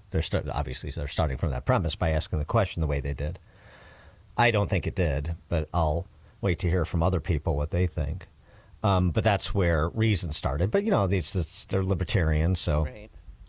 And, I mean, there are points that are made here that are fair points. Like, for example, Veronica DeRugi said it failed because they didn't start with entitlements. They refused to. She's at George Mason, Mercatus Center, George Mason. Doge's top priority should have been to target improper payments and fraud in entitlement programs, particularly Obamacare, Medicaid, and Medicare. Well, first of all, they did tackle some of the fraud in the entitlement programs. The 100,000 plus employees was an estimate by Musk that were federal employees that were also collecting unemployment insurance. The details of Social Security checks going to people that were allegedly 150 years old, according to the data and so forth. So they did catch some. They did zero in on some of the waste and fraud in some entitlement programs. And they got some people back to work, and if not, they gave them an early buyout program. Well, right, but it's entitlement spending. Right. The other issue, though, with that is they know there's no appetite in Congress to do anything about entitlement spending. I mean, we're seeing it right now with so-called conservative Republican members of Congress who are afraid to put a work requirement into particular entitlement programs like Medicaid for able-bodied people. It shows you just how spending addled these members of Congress, even the so-called conservative ones, are. And don't think that was lost on Musk and the people around him. These were not people who were oblivious to political reality.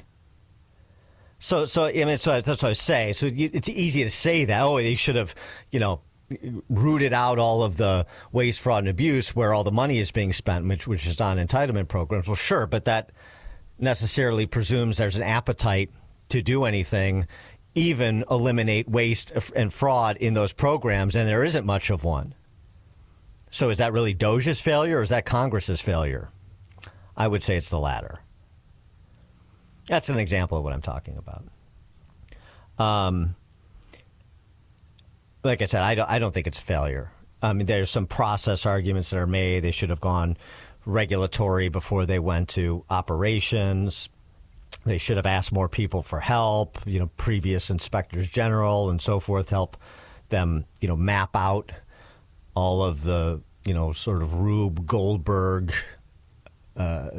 agencies and how the spending flows or doesn't flow. They figured out quite a lot about a lot of it, actually. And then actually Reason says, or maybe it didn't fail. A few experts interviewed by Reason pushed back on the idea that Musk's failure to deliver $2 trillion in budget cuts meant the Doge project had not been successful, including well, just a couple of policy wonks. It's not important who they are. Doge sparked a valuable conversation about wasteful spending. It's encouraging to see more than 20 states, including Texas, follow suit with their own efficiency initiatives. On margin, it may still wash out pretty positive relative to the counterfactual where Doge didn't exist.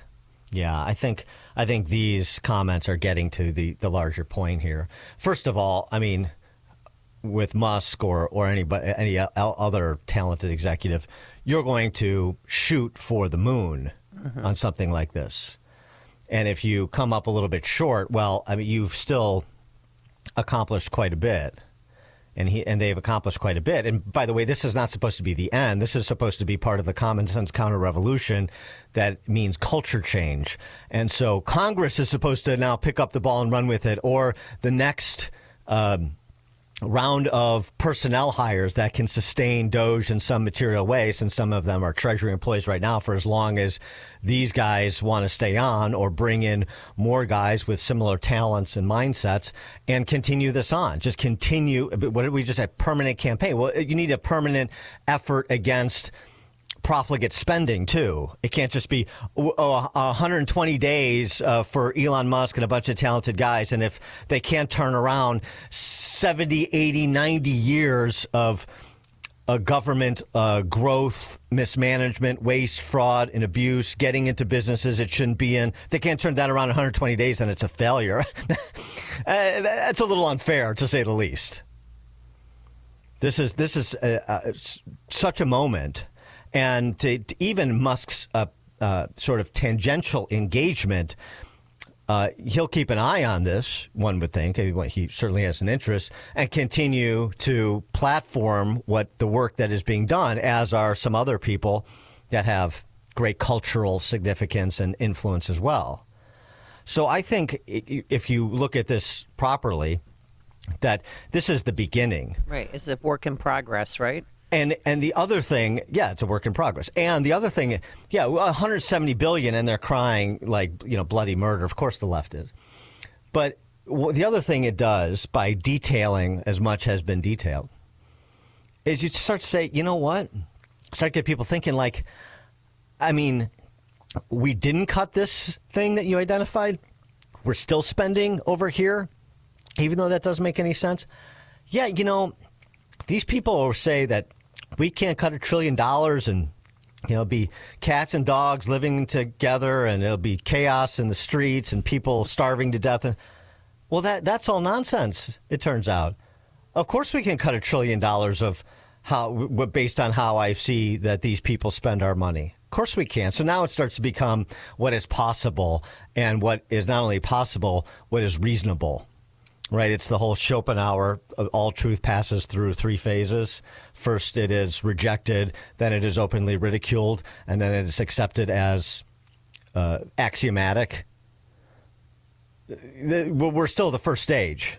It is being rejected, it will be ridiculed, and then we get to a point where there's enough penetration of the knowledge of how DC works and where the money is being spent. Right. And where the waste, fraud, and abuse is, and the things the government's trying to do that it does terribly and should stop trying to do. I would say, well, of course that's true. Of course we should have cut that. I was hoping he'd get to 2 trillion, 3 trillion, so that we all could get a surplus check. Yeah, you wanted that $5K. Yeah, right. Could have used that. Orlando, North Side. Hi, Dan. Good morning, Amy. Morning. I don't think the wage failed. I don't think they went far enough, to tell you the truth. I would like to see some prosecution, like the head of Social Security, who was running that outfit, who was it back during Biden? Was it O'Malley or something like that he was called? Why didn't he catch 4 million fraud? Isn't that his job, to catch fraud? Somebody 150 years old, I heard 250 years old and 350 years old. How come he didn't catch that? Why did we need a team to do that? Well, right. I don't think, we didn't go far enough, I don't think. We should be prosecuting these people. Thanks for the call, Orlando. There have been, some criminal referrals. We heard that in the Jesse Waters interview with Musk and the Doge team. At least one was referenced in which somebody just eliminated all the records the accounting records for an agency at the Institute for Peace, I believe, so as to not allow an audit that could potentially have revealed some misspending, misallocation of taxpayer resources. Well, anyway, that was referred to DOJ. And, to the extent we have, again, we know from IG reports that the fraud with all the COVID money that was sloshing around for the last several years was in the hundreds of billions of dollars, maybe more. And these unwieldy entitlement programs, of course, fraud is endemic to them. So that's the point. I think to say did Doge succeed or fail? I would say it's succeeding right now. I think, you got a present participle it.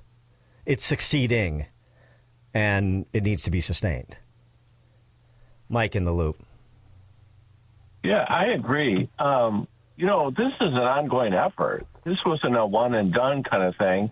The report's due in July of 2026 to Trump, and those people are still on site. Musk might be down in Austin at Tesla, but those guys are still going crazy in D.C., so I wouldn't give up on this effort at all.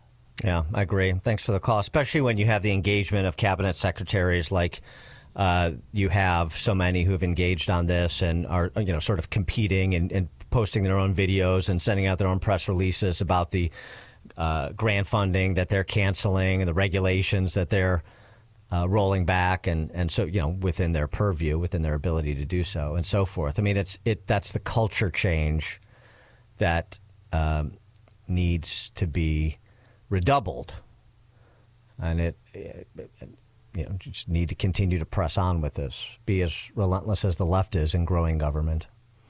Bart in his car. Yeah, all those boys are just getting warmed up. But you know what it reminds me of? We all knew that this rapacious spending was going on. We knew it was there. We just couldn't prove it.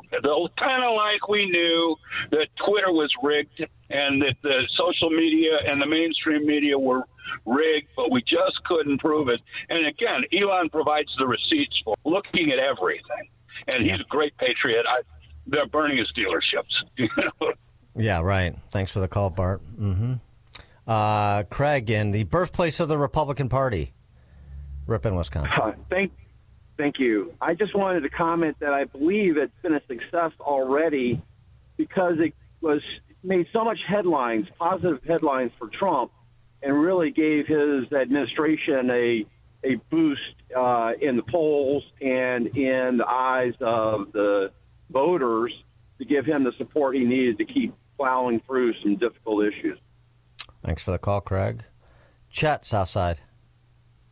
Hey, good morning, Dan and Amy. Hey, you're making some great points here, and there's a real correlation here between the deep state and I think the mafia, where they steal, but you can't steal from them. And if you do steal from them, they come for you, and they come hard.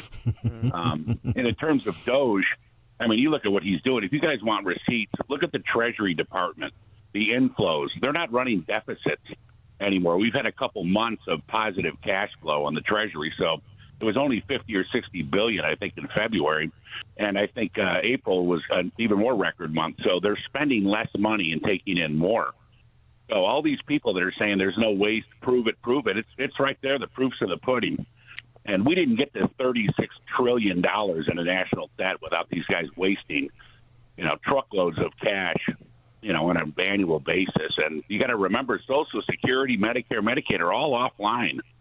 So these $2 trillion budget deficits are not showing that. It's not reflective of Social Security, Medicare, and Medicaid. So right, they had to do something, Dan. 100%. Thanks for the call, Chet. Mike, Northwest Indiana. Good morning. Just a couple points. One, I think, first of all, the government needs to get out of the charity business altogether. It's just so ripe for corruption, and politicians use their advantage. And, a good example is, suppose, Planned Parenthood gets, $510 million a year from the federal government? Yeah, something like that. $10 million to the NRA. Bad shit. Crazy about it. You cut out a second. You said Planned Parenthood gets $500 million a year. That's right. And then what? And then if I propose to give $510 million to the National Rifle Association, Oh, yeah, all right. sorts of heads would explode. Yeah, right. Why is their charity better than my charity? Right. Fair point. Thanks for the call, Mike. Dan and Amy, Chicago's Morning Answer. Hear about the big stories of the day, then talk about them right here on Chicago's Morning Answer on AM 560. The Answer. Sign up for the AM 560 Answer Advantage to get early alerts on event ticket sales, special discounts, and contest opportunities. Sign up today at 560theanswer.com/advantage. Spring is here. It's time to get outside and enjoy the beautiful weather in a brand new scooter from Mars Medical in New Lenox. Come see and test drive their full collection of new and used power mobility devices for sale. Mars Medical carries full and travel size scooters from Pride Mobility and Golden Technologies. Inventory is moving out daily, so don't hesitate to pick out your new scooter today. And don't forget, Mars Medical also has lightweight and compact transport wheelchairs available for sale or rental use for those day trips to the zoo or to the park. Some units weigh as little as 19 pounds. Or improve your outdoor activities this spring with a rollator walker. Mars Medical has over 7 models of rollator walkers on the floor for purchase. Make this spring one to remember on the north side of Route 30 between Cedar and Vine Road in New Lenox. Or go to marsmedicalsupply.com. Mars Medical, customer care that is out of this world. AM 560. The Answer. That sound means it's time for In-Depth History with Frank, the history teacher from Arlington Heights, because there's nothing new in this world, just the history you don't know, and Frank does. Frank, take it away. Frank? Frank, are you there? I see him on the board. Let's see if we can hear him. Frank? There we go. Okay, all right. Now, Good morning. Frank, take it away. Yeah. Good morning. An MRI, or magnetic resonance imaging machine, works by having super powerful magnets turn on and off to jiggle the single protons in the hydrogen inside of us to develop the images of soft tissue that are so necessary to modern medicine. Its usage also basically proves we're made of atoms. Now, in 800 AD, Pope Leo XIII, whose age knew nothing of atomic theory, was about to have his tongue ripped out by political enemies, so he fled to his protector, Charlemagne, and in exchange for his help, crowned him Holy Roman Emperor. This was mutually beneficial, as Charlemagne now had a connection to the glory of Rome, and the papacy dominated Western cosmological thought. This ended after Napoleon's defeat at Waterloo, which ushered in what late historian Paul Johnson called the birth of the modern, which featured industrialism, liberalism, imperialism, and nationalism, all of which gave us a much more scientific age and a lot longer lifespans.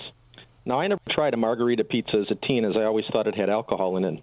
Of course, it really is the original pizza, named after the first queen of Italy, Margherita of Savoy, featuring the white, red, and green of the new nation's flag. Oh. The Papal States, though, were seized as part of this very popular 1870 nationalistic Risorgimento, or Italian unification, and the church was distraught. Pope Leo XIII considered himself a prisoner of the Vatican, but became an advocate for workers while maintaining a respect for private property, issuing an encyclical on the subject. Cardinal Prevost took Leo as a name partially as reverence for this predecessor who faced challenges similar to what he expects in regards to AI. Mm-hmm. Of course, the press wants to know whether our Chicagoan Pope prefers the Cubs or Sox. I'm more interested in whether he'll lead a church that continues to acquiesce to the idea that all we are is a mere collection of atoms, or whether he'll insist on a more forceful defense of human life in all of its forms and stages. Very good, Frank. As per usual, gave everybody a tutorial on the derivation of the name for the margarita-style pizza. I think that's the key takeaway for Amy. Yes, yes. Yeah. Mm-hmm. Yes, Amy definitely liked that one. So. Yeah, that's very good. And I'm guardedly optimistic that Big Brother Lou will keep Pope Leo XIV in line. I know. I just read that article the other day about his brother. Sounds like a good guy. So MAGA grandpa. He's a MAGA grandpa. Little vulgar, but outside of that, I like some of his ideas, and definitely I'm optimistic about Leo XIV. So. Yeah, definitely had some choice words for Nancy Pelosi. I saw on social media. Mm-hmm. Yeah. But I have older brother, Lou from the South Side. I'm thinking like Pope Leo XIV gets out of line and Big Brother Lou's going out to the Vatican to give him a wedgie and get him back in line. Hey. Right? Well, that's Chicago for you. Yeah. Chicago You said it's way, Rob. It's right? not Pope Leo. That's what I love. That's right. We will exactly. hopefully get to it sometime today because I'm not. Yeah. sick. I'm not calling. I'm not calling Rob. that. It's Rob. That's my little From brother Chicago. Rob. Yeah. That's great. So tired. Frank, thank you as always. Appreciate it. Thank you. Well, Have a good week. let's hear a little bit from Leo. Oh, you want to? Okay. I mean, Lou. Lou, Big Lou. Yeah. Where's Yeah. my Big Lou? Stand by. Hold on. Oh. Right here. On April the 5th, you reposted a video. No. It's not? That's... On April the 5th, you reposted a video of Nancy Pelosi speaking in 1996, which came with the caption, not yours, but it came with a caption, "These effing liberals crying about tariffs is just unreal. Do they not know that there is a thing called video? Just listen to what this drunk," and then a very offensive word about Miss Pelosi, has to say in the mid-90s, long before her husband had Grindr dates. I mean, with the benefit of hindsight of now knowing your brother was about to become, or is now the Pope, would you have been a little bit more careful about maybe reposting something like that? Or do you stand proudly by your rather lively posting? Well, I posted it, and I wouldn't have posted it if I didn't kind of believe it. 7 a.m. WIND. The President and the Crown Prince. I'm Dave Anthony, Fox News. That's when President Trump arrived at the royal court in Saudi Arabia, starting a Middle East trip several hours ago, with the president pushing for more investments in the U.S., saying in a meeting minutes ago with Mohammed bin Salman, "We have the best military equipment in the world by far. That is undisputed." Fox's Peter Ducey's in Riyadh. The Crown Prince wants Saudi Arabia to be a major player on the world stage, and they are. So we expect the next couple days to look like this when it comes to investment in the U.S. Saudi Arabia's got the $600 billion pledged over the next 4 years. Qatar has $200 to $300 billion expected to be announced on this trip. Plus, you got the $400 million jumbo jet. And then when we get to the United Arab Emirates, they say $1.4 trillion pledged to the U.S. over the next 10 years. Also, on this trip, the president plans a phone call with Idan Alexander, a hostage Hamas set free yesterday, who then had an emotional reunion with his mother. That was when she finally got to hug him for the first time. Alexander is getting treatment now in Israel after 19 months in captivity in Gaza. The 21-year-old, who was an Israeli soldier when kidnapped in the 2023 Hamas terror attack, was the last living American hostage Hamas released in an attempt to get a new ceasefire with Israel. A legal victory for President Trump's push to deport those here illegally. The IRS will be allowed to share tax data with ICE. Nonprofit groups suing to block the Internal Revenue Service from sharing undocumented immigrants' tax return data with Immigration and Customs Enforcement. The groups arguing immigrants who pay taxes still have privacy protections. A U.S. district judge refusing to grant a request for a preliminary injunction. That's Fox's Kristen Goodwin. Kim Kardashian has arrived at a courthouse in Paris. She'll testify against the men who robbed her at gunpoint back in 2016. America's listening to Fox News. Good morning. It's 60 degrees in Chicago in the AM 560 The Answer newsroom. I'm Nikki Whaley. McDonald's is gearing up to hire 375,000 workers this summer around the country. The Chicago fast food chain says that the hirings are part of a U.S. expansion. The company's planning to open 900 more restaurants by 2027. A Chicago high school is celebrating new Pope Leo. A special prayer was held yesterday at Leo High School on the south side to honor the new pontiff. The school is named after Pope Leo XIII. Robert Prevost, Pope Leo XIV, was born in Chicago and grew up in Dalton. A 12-year-old boy is recovering following an accidental shooting on the north side. Police say the victim accidentally discharged a firearm yesterday in the 6200 block of North Whipple Street. He suffered a gunshot wound to his left hand and was taken to the hospital in good condition. 2 games of the Bears' 2025 regular season schedule are out. The team's confirmed on social media that they'll take on the Green Bay Packers at Soldier Field on December 20th as part of an NFC doubleheader. Chicago will also visit the Philadelphia Eagles on Black Friday. News is a service of AlmostFreeTeeth.com. Have you been getting high quotes for dental implants? With medical PPO insurance, it's possible to save 90% off on average. See if you qualify today at AlmostFreeTeeth.com, making smiles great again. A check of the roads coming up in 2 minutes on AM 560 The Answer. WIND, Chicago.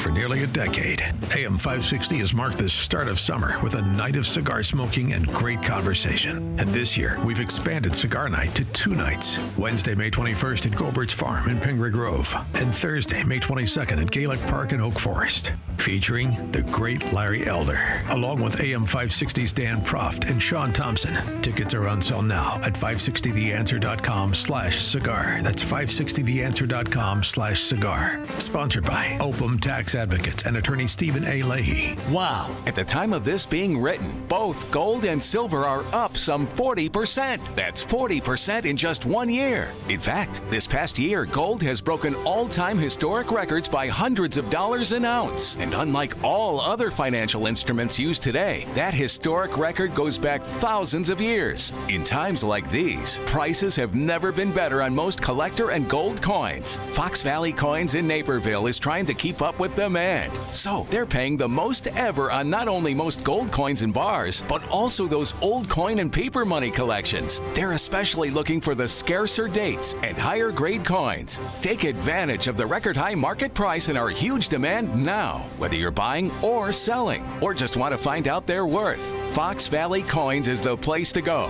Fox Valley Coins is on Route 59, just 1 light north of I-88 at the Naperville-Warrenville border. Family-owned integrity since 1981. After joining the United States Army, Thomas Kennedy served 2 tours of duty in Iraq and 1 in Afghanistan. But sadly, this soldier's life was tragically cut short.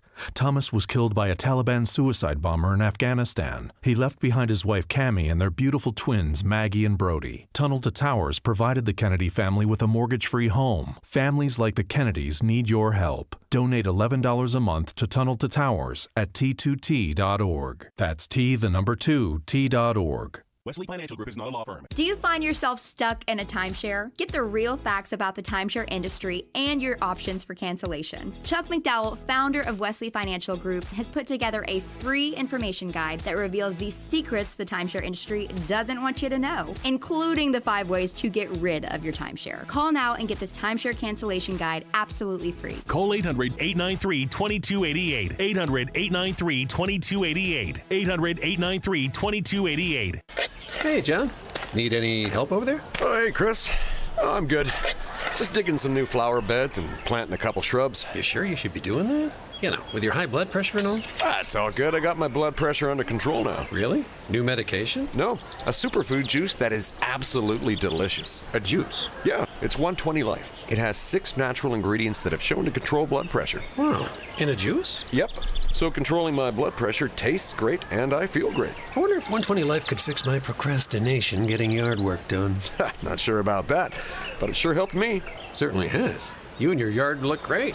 Try 120 Life risk-free and get a 2-week trial pack. Order the 8-ounce drink or powdered mix. Go to 120life.com and use coupon code 560 to save 15% and get free shipping. They're so sure it can noticeably lower your blood pressure in 2 weeks, they'll give your money back if you're not satisfied. Order now. 120life.com. Use coupon code 560 at checkout to save 15% and get free shipping. Have you heard a lot of buzz about tariffs? No. Really? What's a tariff? It's a tax on imported goods. Well, I've never heard of tariffs because 92.3% of Penny Mustard's furniture is made in the USA. True. In fact, most of it is built by local craftsmen and women right here in the Midwest. And locally sourced furniture will never have a tariff on it. Can we talk about this later? I'm tired of hearing about these tariffs. So I guess you can say that all this talk about tariffs is taxing. PennyMustard.com.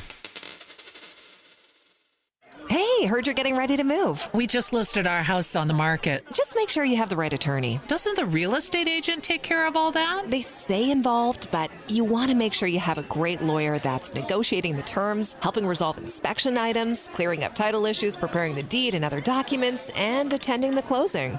The attorneys at Nauman & Associates in Elk Grove Village have decades of experience handling real estate transactions every day all over Chicagoland. NALawGroup.com. From Traffic Center, I'm Nikki Whaley. On the Edens inbound from Lake Cook to Montrose, 23 minutes. Outbound, 14 minutes. On the Kennedy inbound from Montrose to the Burn Interchange, 23 minutes. Outbound, about 31 minutes. On the Eisenhower inbound from Wolf to the Old Post Office, 42 minutes. Outbound, 27 minutes. On the Stevenson inbound from the Tri-State to Lakeshore Drive, 37 minutes. Outbound, about 27 minutes. Traffic is a service of Air-rite Heating and Cooling, offering AM 560 listeners $56 off of any service, including inspections. Don't wait for a heat wave for that old air conditioner to break down. Visit Air-rite Heating and Cooling today at AIR-RITE.com. Again, that's AIR-RITE.com. Chicago's Morning Answer continues next, but now check your forecast from the National Weather Service. Cloudy skies, warm thunder shower late this afternoon, high 77. Cloudy tonight, low 56. Sun and clouds, a straight thunderstorm for tomorrow, the high 77. A gusty thunderstorm possible Thursday, high near 88. I'm Steve Williams on AM 560. The Answer. Get the latest weather, traffic, and news updates online at 560theanswer.com. Now, from the Signature Bank Studios, this is Chicago's Morning Answer with Dan Proft and Amy Jacobson on AM 560. The Answer.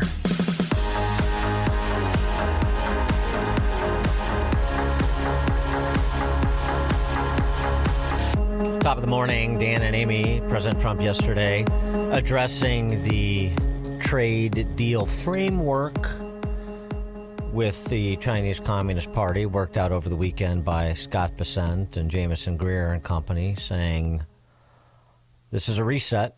And the good news is markets are going to be open to U.S. goods in a way they haven't been previously. Yesterday, we achieved a total reset with China after productive talks in Geneva. Both sides now agreed to reduce the tariffs imposed after April 2nd to 10% for 90 days as negotiators continue on the largest structural issues. And I want to tell you that a couple of things. First of all, that doesn't include the tariffs that are already on, that are our tariffs, and it doesn't include tariffs on cars, steel, aluminum, things such as that, or tariffs that may be imposed on pharmaceuticals, because we want to bring the pharmaceutical businesses back to the United States, and they're already starting to come back now based on tariffs. Because they don't want to pay 25, 50, or 100% tariffs, so they're moving them back to the United States. I spoke to Tim Cook this morning, and he's going to, I think, even up his numbers, $500 billion. He's going to be building a lot of plants in the United States for Apple, and we look forward to that. I really do look forward to that. But the talks in Geneva were very friendly. The relationship is very good. We're not looking to hurt China. China was being hurt very badly. They were closing up factories. They were having a lot of unrest. And they were very happy to be able to do something with us. And the relationship is very, very good. If you think about it, we opened up our country to China. They come, they have very few restrictions. And they didn't open their country to us. Never made sense to me. It's not fair. And they've agreed to open China, fully open China. And I think it's going to be fantastic for China. I think it's going to be fantastic for us. And I think it's going to be great for unification and peace. He had less kind words in the direction of the EU. The European Union is in many ways nastier than China. Okay? And we've just started with them. Oh, they'll come down a lot. You watch. We have all the cards. They treated us very unfairly.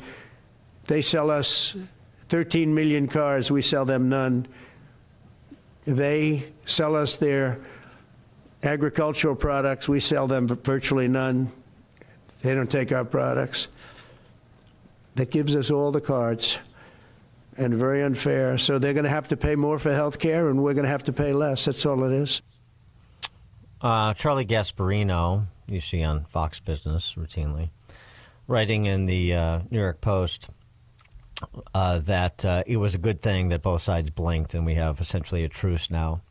Capitulation for us meant avoiding the following. Small businesses were about to get walloped because so many of them sourced their material from overseas, including China. Big business, everything from big auto to retailers, were about to hand down massive price increases and start planning possible layoffs. Inflation and recession were looming. And China was about to lose access to U.S. markets, a prime driver of its economy. Not coincidentally, all of this was set to begin around this week, which is why I gather this weekend's talk went so smoothly between between Besant and the Chinese Communist representative.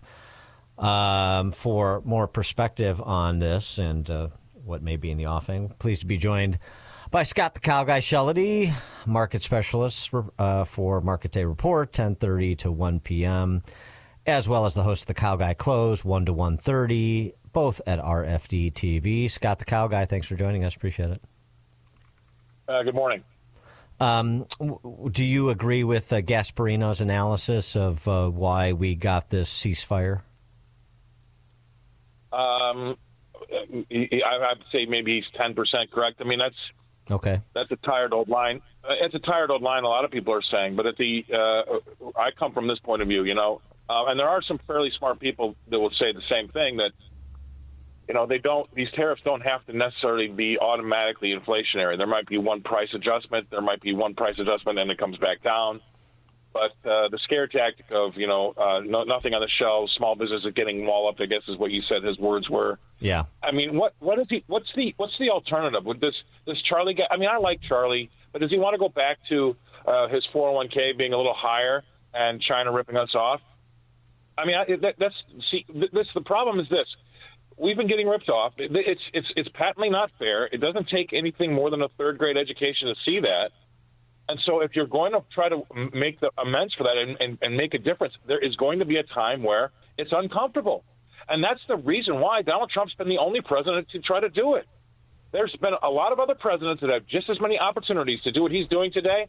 And by the way, he's doing it for the country. He's not doing it for the Republicans. The Democrats let 10 million illegal immigrants over the border in the hopes that they would turn into being Democrats. They excuse student loans, billions of dollars of student loans in the hopes that those people would become Democrats. All of their policies on the left are for the people on the left. This is something that he's doing for the entire country, and he's doing it even though he knows how much flack he's going to take, and that's exactly why nobody else has tried it. So I get sick and tired of it. This guy is throwing himself down basically in front of the bus. And by the way, we might not see real change and improvement until he's even out of office. So it's not like he's going to maybe see that, ride out on this big wave of enlightenment. So I come from the fact that I think we got to try doing something, and he's the only guy that really could do it. But I mean, it seems like the track we're on, which I keep going back to this because this is what I predicted would happen, is we're changing out NAFTA for the USMCA. Those to me, it sounds like these are the sorts of trade deals we're going to get.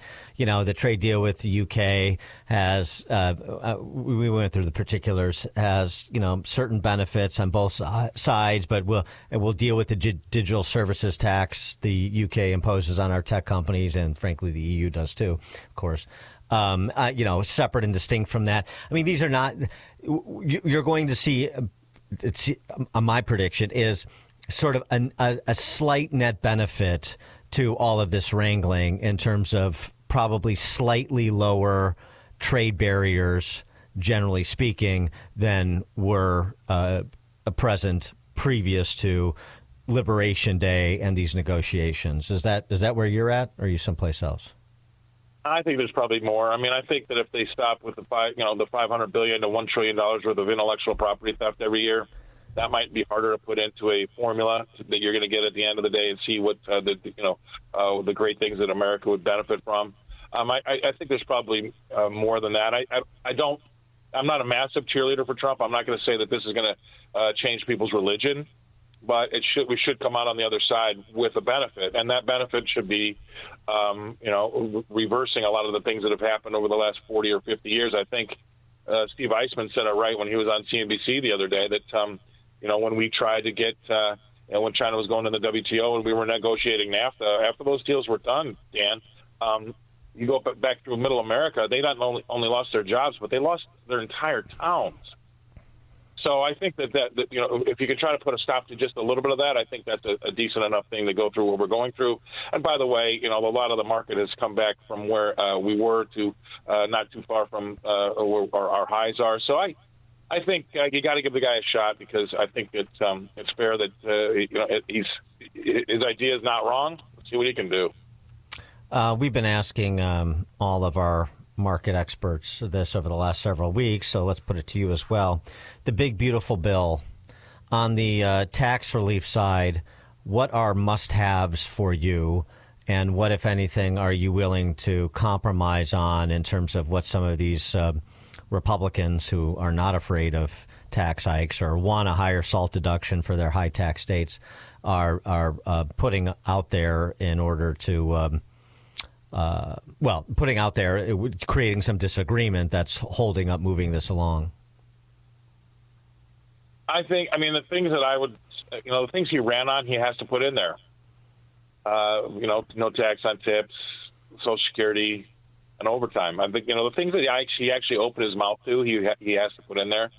The one thing that I am adamantly 100% against is raising taxes, even on the $2.5 million folks or $5 million for a couple.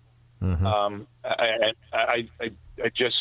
It goes against being a Republican, if you ask me. I know that there's a lot of folks that are starting to flip on that, but I tell you what, I still have a scar from no new taxes from Bush, and that hasn't gone away, and so I don't like that at all. So that's my top of the line. Having not thought about it that much, Dan, that's my answer. Being a free market kind of guy like you are, what did you think about the announcement yesterday with RFK Jr. in tow, essentially European-style price controls on pharma drugs in this country? Yeah, a lot of people didn't like that. I don't like the U.S. shouldering all of the research and development for these drugs. I don't know. I don't really have a good answer for what we should do to share that burden. But I know one thing we can't do is we can't bear the cost for it all ourselves and let all these other countries get it for a much cheaper level. So I know that it's probably not very politically correct, but I feel as though he's going to start to use some of his trade tactics in the medicine arena, and we'll see how that goes. But I just don't think that. You're talking to a guy that's got another passport. I lived in England for 16 years, and a lot of people call that Europe, but it's not Europe. But I also got to witness their, and I've been a part of national health, right? I've been treated on it myself. But they do it for a much, a fraction of the price here. It's part of your taxes. I get it, but it's not what I'm paying on a monthly basis for, family insurance. So I just don't think that the U.S. should bear the whole burden for the research and development for the American companies when everybody else is getting it for free. I don't know if there needs to be a law about that, but I do know that it's not fair the way it is now. Well, Trump yesterday talked about, one of his fat friends who's pretty much on Ozempic, and how it's $80 there in Europe when it's, $1,300 here a month. Why is that? It's the same exact product. That's not the only thing. Right. And by the way, that's just one example. He was talking about me. Was he? No, was he? Wait. I got to play. No, seriously, was he talking about you? No. Nice. You just called Scott. You just called Scott fat. That's not very nice. Very, very tough guy. And sweaty, and fat and sweaty. No. It's not the only drug like that. I've seen things. I've seen women get treated for a lot of things that over here would be almost prohibitively expensive, and over there it's part of your taxes. So they're able to get it done over there because they don't pay the same prices. I do know that it's not a perfect system either, because if you've got something really, really wrong with you, a lot of people get on a plane and fly to the U.S. to have treatment here. Right. But for a lot of the regular stuff, 70% of the stuff in the middle of the fairway, they absolutely can do it for a much cheaper level because they don't pay the same price as we do. And that's not just Ozempic or whatever he's talking about, across the board. And, by the way, when I first moved there in 1990, my prescriptions were free. Wow. Yeah. I mean, I think I had to pay like $1 or a pound. It was, so I mean, that'll give you that's an idea right there. How are the wait times back in the day?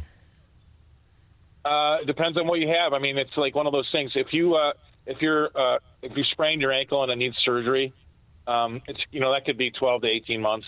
Oh. If there's something great. that really needs doing, no, it's not. But I mean, swelling will go down by really then. Yeah.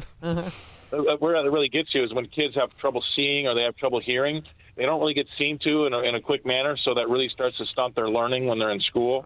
That was another problem. But you're not going to pay for any of it. I mean, so that's the thing. They spend. Well, as you said, Mom, where are you? What's the all-in tax burden as a percentage of your income in the UK when you were there? 50, 60? It was high. It's expensive, but not as expensive as it is here. I can't remember off the top of my head, but I do know looking at it, it was very, it's definitely a fat line item on your taxes if you live there. But I will say this: if we're talking about $1 in medical treatment, they spend probably a majority of that dollar on bringing you into this world and then letting you go with dignity. The middle part is where you've got your sprained knee or you have to have a shoulder replacement or something like that. That's when you have to get in line. That's when you get in line. We'll usher you in and usher you out. In between, it's you better be patient. Okay. They wheel you out. They wheel you out because they never got that hip replacement. I don't think they're going to hire you as the spokesman for NHS over there in the UK, Scott. That wasn't very persuasive. Scott, the Cow Guy Shelley, market specialist for Market Day Report, 10:30 to 1, host of the Cow Guy Close, 1 to 1:30, both at RFD TV. Thanks, Scott. All right, see you guys. Thank you, and he joined us on our turnkey.pro answer line. You're listening to Chicago's Morning Answer with Dan Proft and Amy Jacobson on AM 560. The Answer. Hi, Amy Jacobson here. With the crime we're seeing in Illinois, I know how important it is to keep my home and my family safe. That's why I chose Goldilocks for my home security. One of their awesome technicians just came over and gave me a free assessment of my home. They found vulnerabilities that intruders typically look for and created a personalized plan for me. Goldilocks offers state-of-the-art smart home security systems with HD cameras, motion detectors, smart locks, mobile notifications. As you know, crime in Illinois is out of control, and I'll sleep easier knowing that Goldilocks has my back. They even offer commercial security systems for any size business. Tell them Amy Jacobson sent you, and Goldilocks will include 3 months of monitoring for free with any new install. Call Goldilocks today at 708-889-5600. That's 708-889-5600. Or visit them online at GoldillocksInc.com. That's GoldillocksInc.com. Wondering what future path your child or grandchild could take? While college is great for some, it's not the only way to build a successful, meaningful life. Skilled trades are in high demand and are full of gratifying opportunities. And getting there is less costly than college through apprenticeships and trade schools. So if your child likes working with their hands, consider the opportunities in construction, where thousands of positions are waiting to be filled. With trade schools and apprenticeship programs, you earn while you learn, providing hands-on experience, technical training, and a paycheck at the same time. Imagine no student loan debt, just a direct path to a rewarding career. Plus, skilled trades offer competitive salaries, often higher than some college grads, along with union benefits like health insurance and pensions. Steve Jobs said, "The only way to do great work is to love what you do." So if your child loves working with their hands, help them explore this incredible path. Construction could be their gateway to success. Learn more at the Contractors Association of Wheeling-Grundy County's website, cawgc.org. That shot was money, Lisa. Hey, speaking of, did you ever figure out what to do with your parents' old coin collection? Not yet. I need a reputable dealer to appraise them. I have no clue what they're worth. I just finished working on my dad's estate collections. I took it all to Fox Valley Coins. Their customer service was the best. Plus, they're super honest and reputable, but most importantly, experienced. They'll give you the best prices. Really? They handle estate collections? Absolutely. Buying, selling, appraising, they do it all. It was quick and simple, and we maintained our privacy. Fox Valley Coins made the whole process easy. That's exactly what I need. Are they local? Right in Naperville. They have an easy website to remember. FoxValleyCoins.com. Perfect. Now let's see if you can return this shot. Whether buying or selling or just want valuation, Fox Valley Coins is your trusted gold and silver dealer. Visit Fox Valley Coins, 1 light north of I-88 on Route 59 at the Naperville-Warrenville border. FoxValleyCoins.com. Family-owned integrity since 1981. All right, we were just talking about it. Surgery, if you have chronic pain in your shoulder,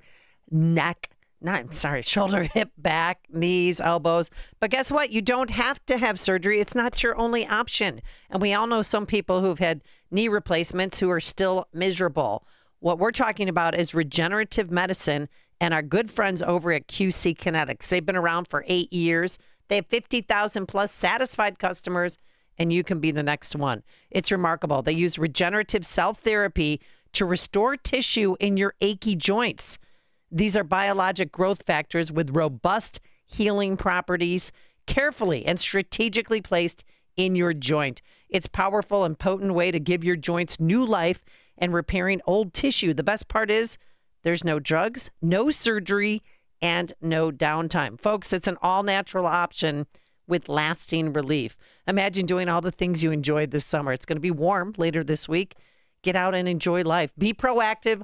Call our good friends at QC Kinetics. You can schedule a free consultation. They have offices all throughout the Chicagoland area. And the number to call, 312-809-5955. That's 312-809-5955. Again, 312-809-5955. Enjoy uninterrupted programming from Dan Proft and Amy Jacobson around the clock, all day, every day, including daily replays of Chicago's Morning Answer on Dan and Amy 24/7. Listen now at danandamy247.com.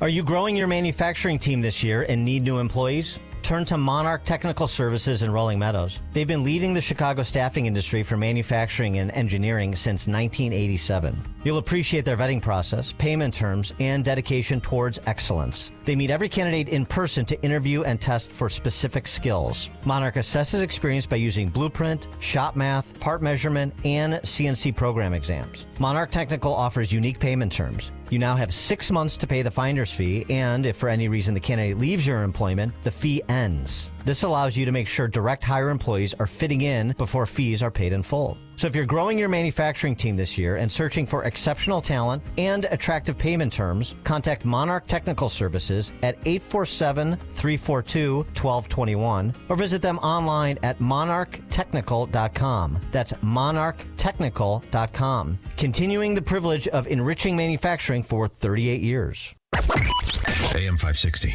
Answer.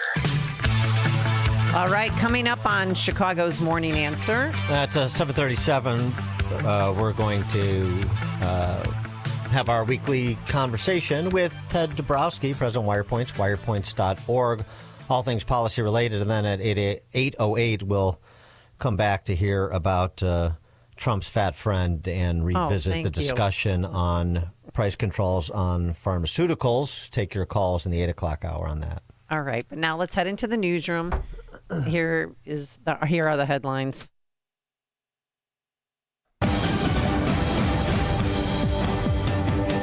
Good morning. It's 60 degrees in Chicago in the AM 560 The Answer newsroom. I'm Nikki Whaley.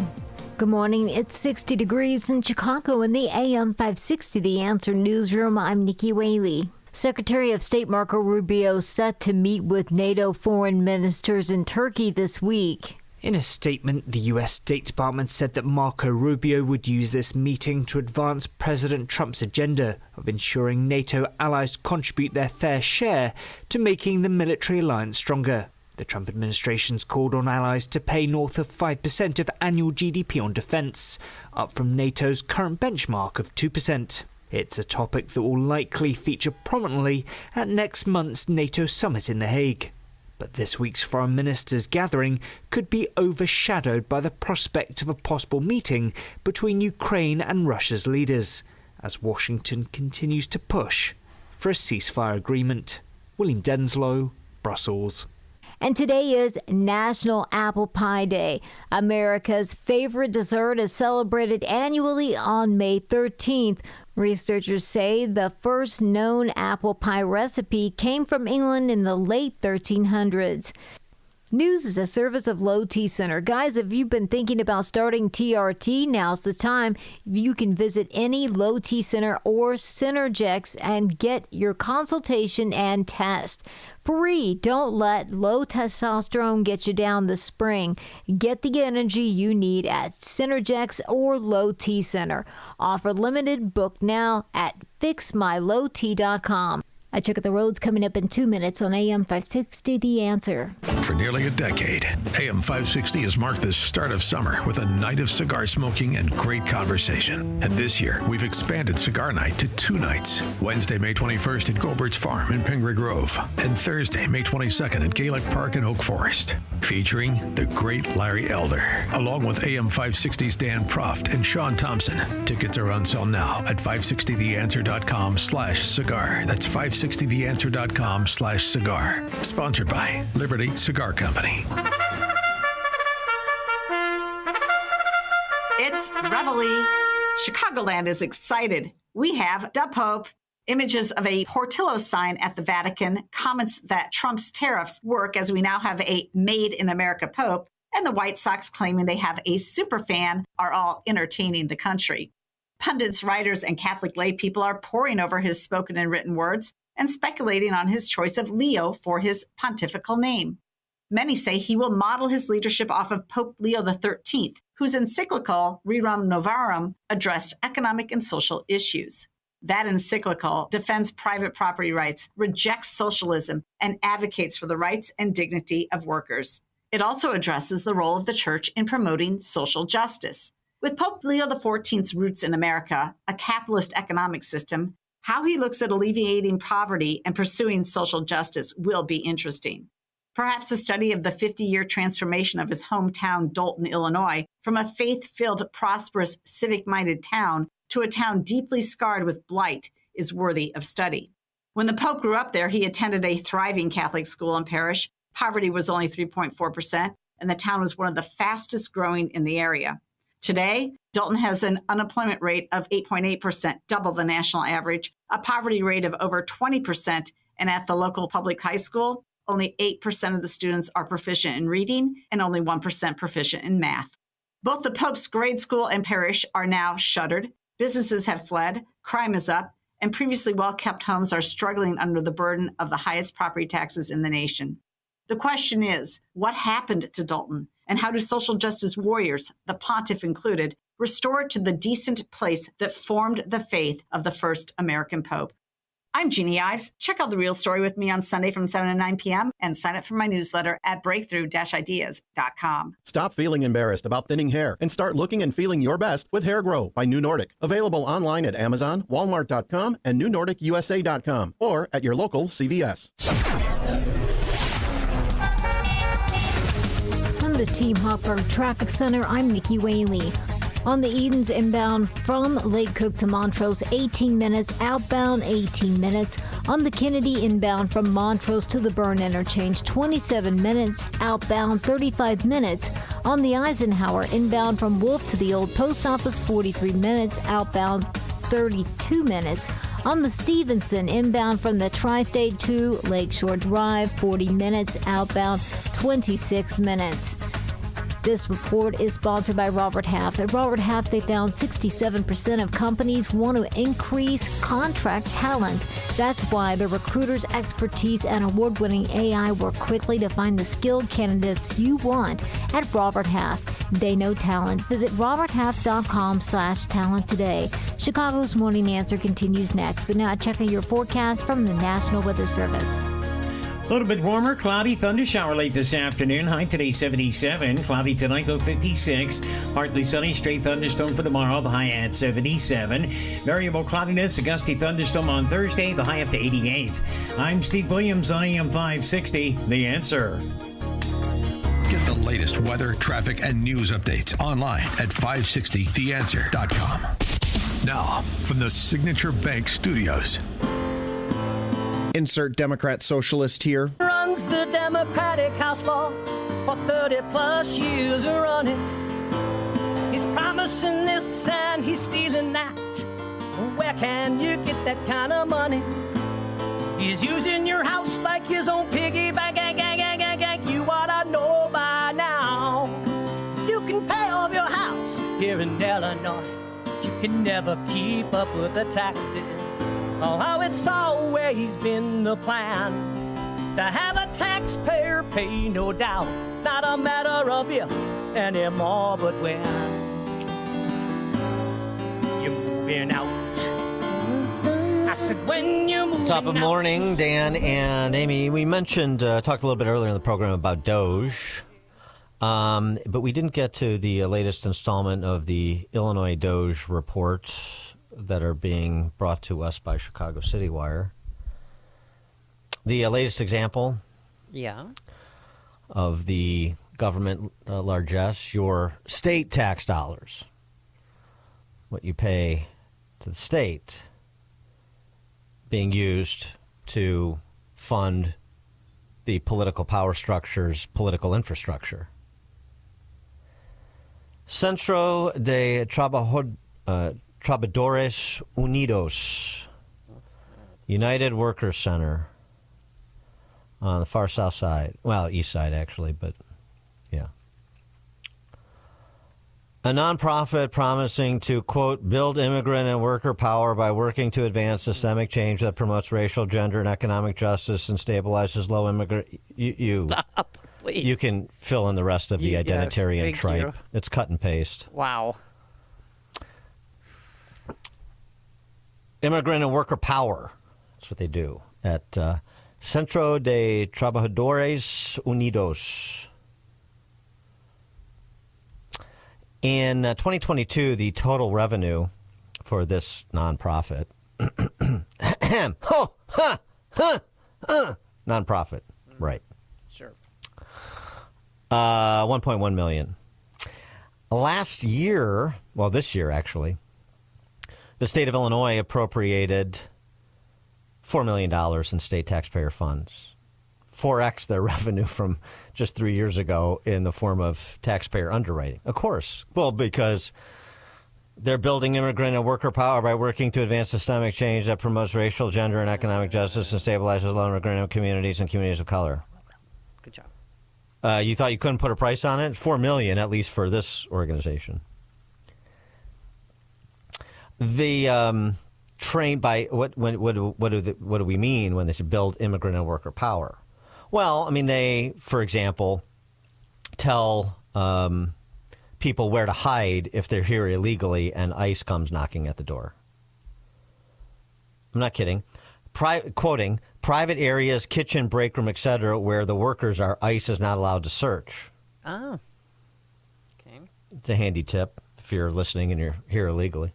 ICE will only be allowed in private areas unless they have the permission of the employer or person in charge and a valid warrant from a federal district court judge. This is how they empower communities of low-income immigrant communities and communities of color. Where does the communities of color part come in, like in terms of the actual American citizens? I don't, like, you know, if they're not focused on open borders, which is what this organization is focused on, then I don't know, and you're an American, then I don't know that you're going to be getting too much support from Centro de Trabajadores Unidos. The president of the board, Maria Isabel Martinez, is an immigration lawyer who provides immigration law defense for people in this country illegally. Well, and, you know, I'm sure she does naturalization work or other things related to immigration law as well. But I'm just saying, this is the perspective.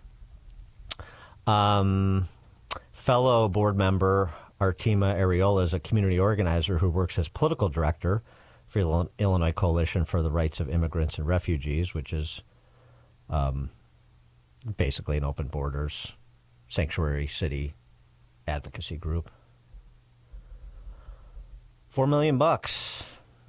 Received $3 million more to renovate its 3,000 square foot office, which it received in 2014 when the building in this neighborhood fell into foreclosure. From the state's Build Illinois bond program, this organization received 3 separate $1 million grants for costs associated with building aquation and other capital improvements, for costs associated with capital improvements and for costs associated with infrastructure improvements. Boy, they've come a long way from when they were approved as a nonprofit in 2011 and their revenue was $100,000, grown up and under Governor Pritzker. Golly, I wonder why. But don't think that this is a political group masquerading as a nonprofit. Please. No. Please don't think that.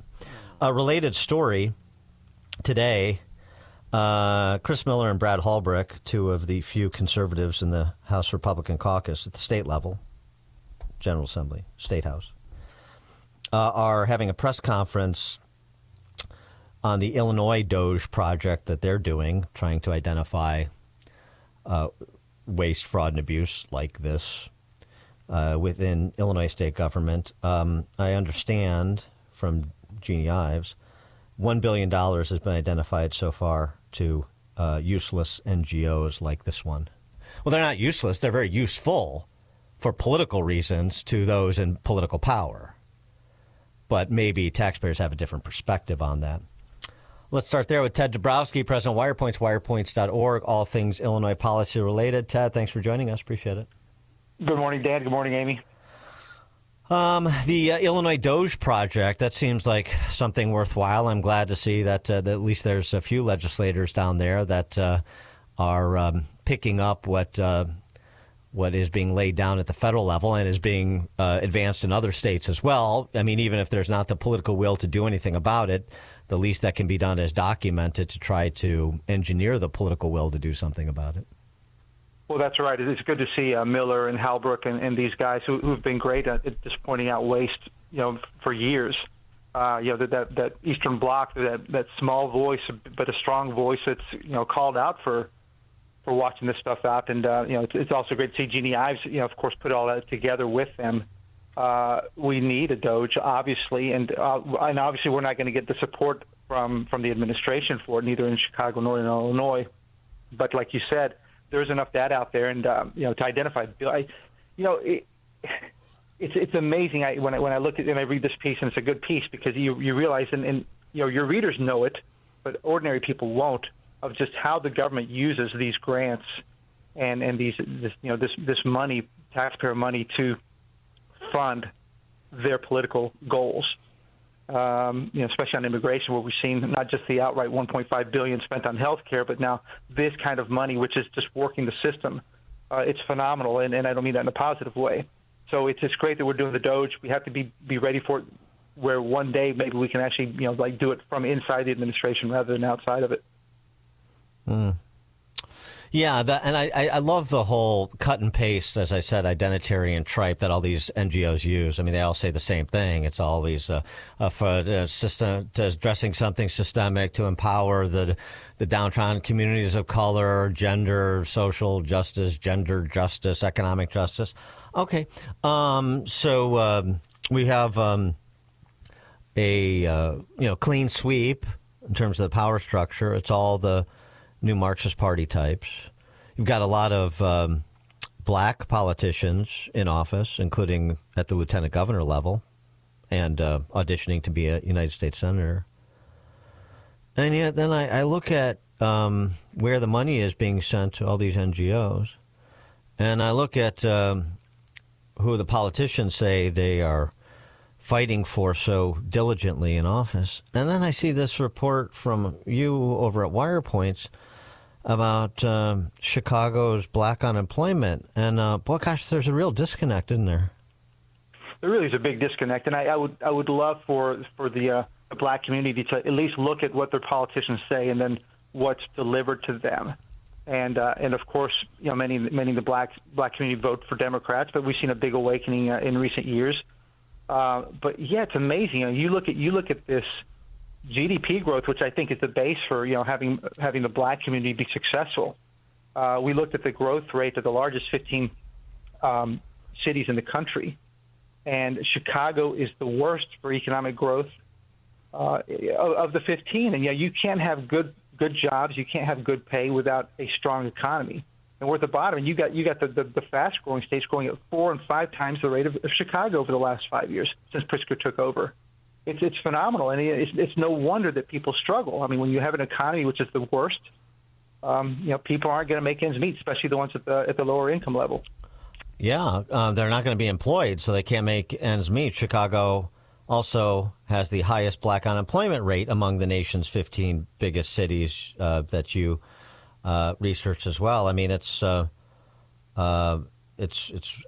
quite something. I mean, it's not really close. The next closest big city is Phoenix, 9.8% unemployment rate among black residents of Phoenix, 12.3 Chicago's black residents. Yeah, and it's again, we said, these guys, these people who've run this state, and you can start with, I don't know if you want to start with Daley or with Rahm or with Lightfoot and now Johnson and Pritzker, of course.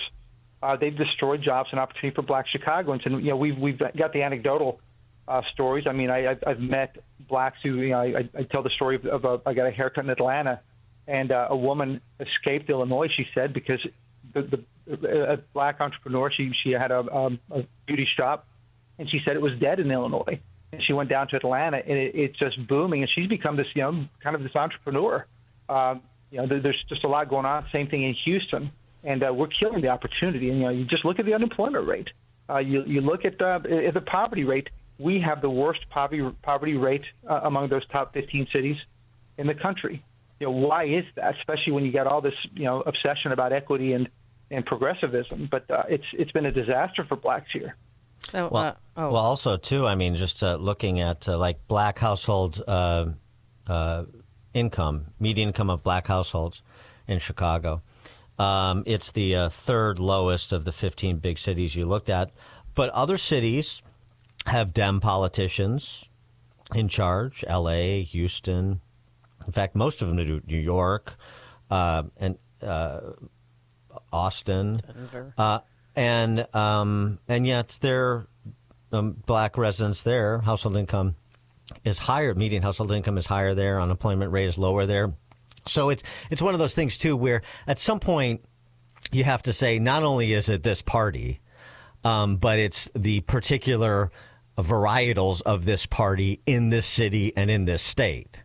That's what the residents have to understand.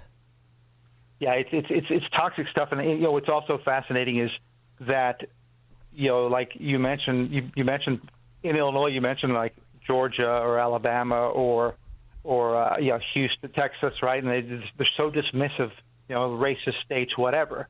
Well, that's where the blacks do far better. You look at the Atlanta MSA, the metropolitan area. It's got growth at almost 2.5 times Chicago's. You look at Houston, 3 times the growth rate. That's where the opportunities are, because those cities and those areas grow. I mean, they have growing populations, growing investment. Companies are moving there, and it thrives for anybody, not just blacks. But that's where blacks can actually now go. They leave Illinois, they leave Chicago, and they go find something better. And it's sad because we talk about it all the time. This is a great city, great state, and yet people can't find their opportunity here.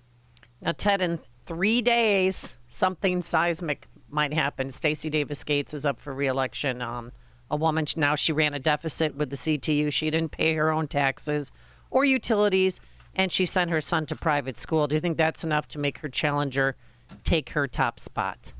Yeah, I have to say I haven't followed it, but while those things that you mentioned are important, Amy, I think she delivered this massive pay increase and job increase and all that for her members. So they might reward her for what she's done. Now, if you ask me, she and Brandon Johnson have helped bring bankruptcy to CPS sooner than we might think. And I think things are pretty bad there. We just don't know it yet, given all those expenses. But, she delivered. Sadly, she delivered for her teachers. But, she may have destroyed education and taxes and kids in the process. But, I don't see why she wouldn't get reelected. Well, I don't see either. I don't pay attention to it because what's the difference? I mean, right. right? Yeah. So the next marks us up. What's Erica the difference? Mezzo. So is there a difference? Same red shirt, same everything. Yeah, precisely. But one of the things you haven't factored in is the exciting news about the green social housing projects that are coming to, the Loop, and that's a big $1.25 billion fund to build green social housing. Have you factored that into the city's renaissance? I don't know. It's probably one of the things that scares me the most that I spent the least time on. Giving these bureaucrats, that much money to create more mess. I mean, every time they're given that much power to try to do something, quote, good, it's become a disaster. And to do more housing of the type that they've done, it's been destructive in the past, and I see there being no reason why this isn't destructive as well. Ted Dabrowski, President, Wirepoints, wirepoints.org, all things Illinois policy related. Thanks, Ted. Thank you, guys. And Dan, real quickly, the person challenging Stacey Davis Gates told Fox 32, I think our leadership is very obsessed with politics. Oh, really? We'll keep an eye on that one. All right, and Ted joined us on our turnkey.pro answer line. It's news, opinion, insight. This is Chicago's Morning Answer on AM 560.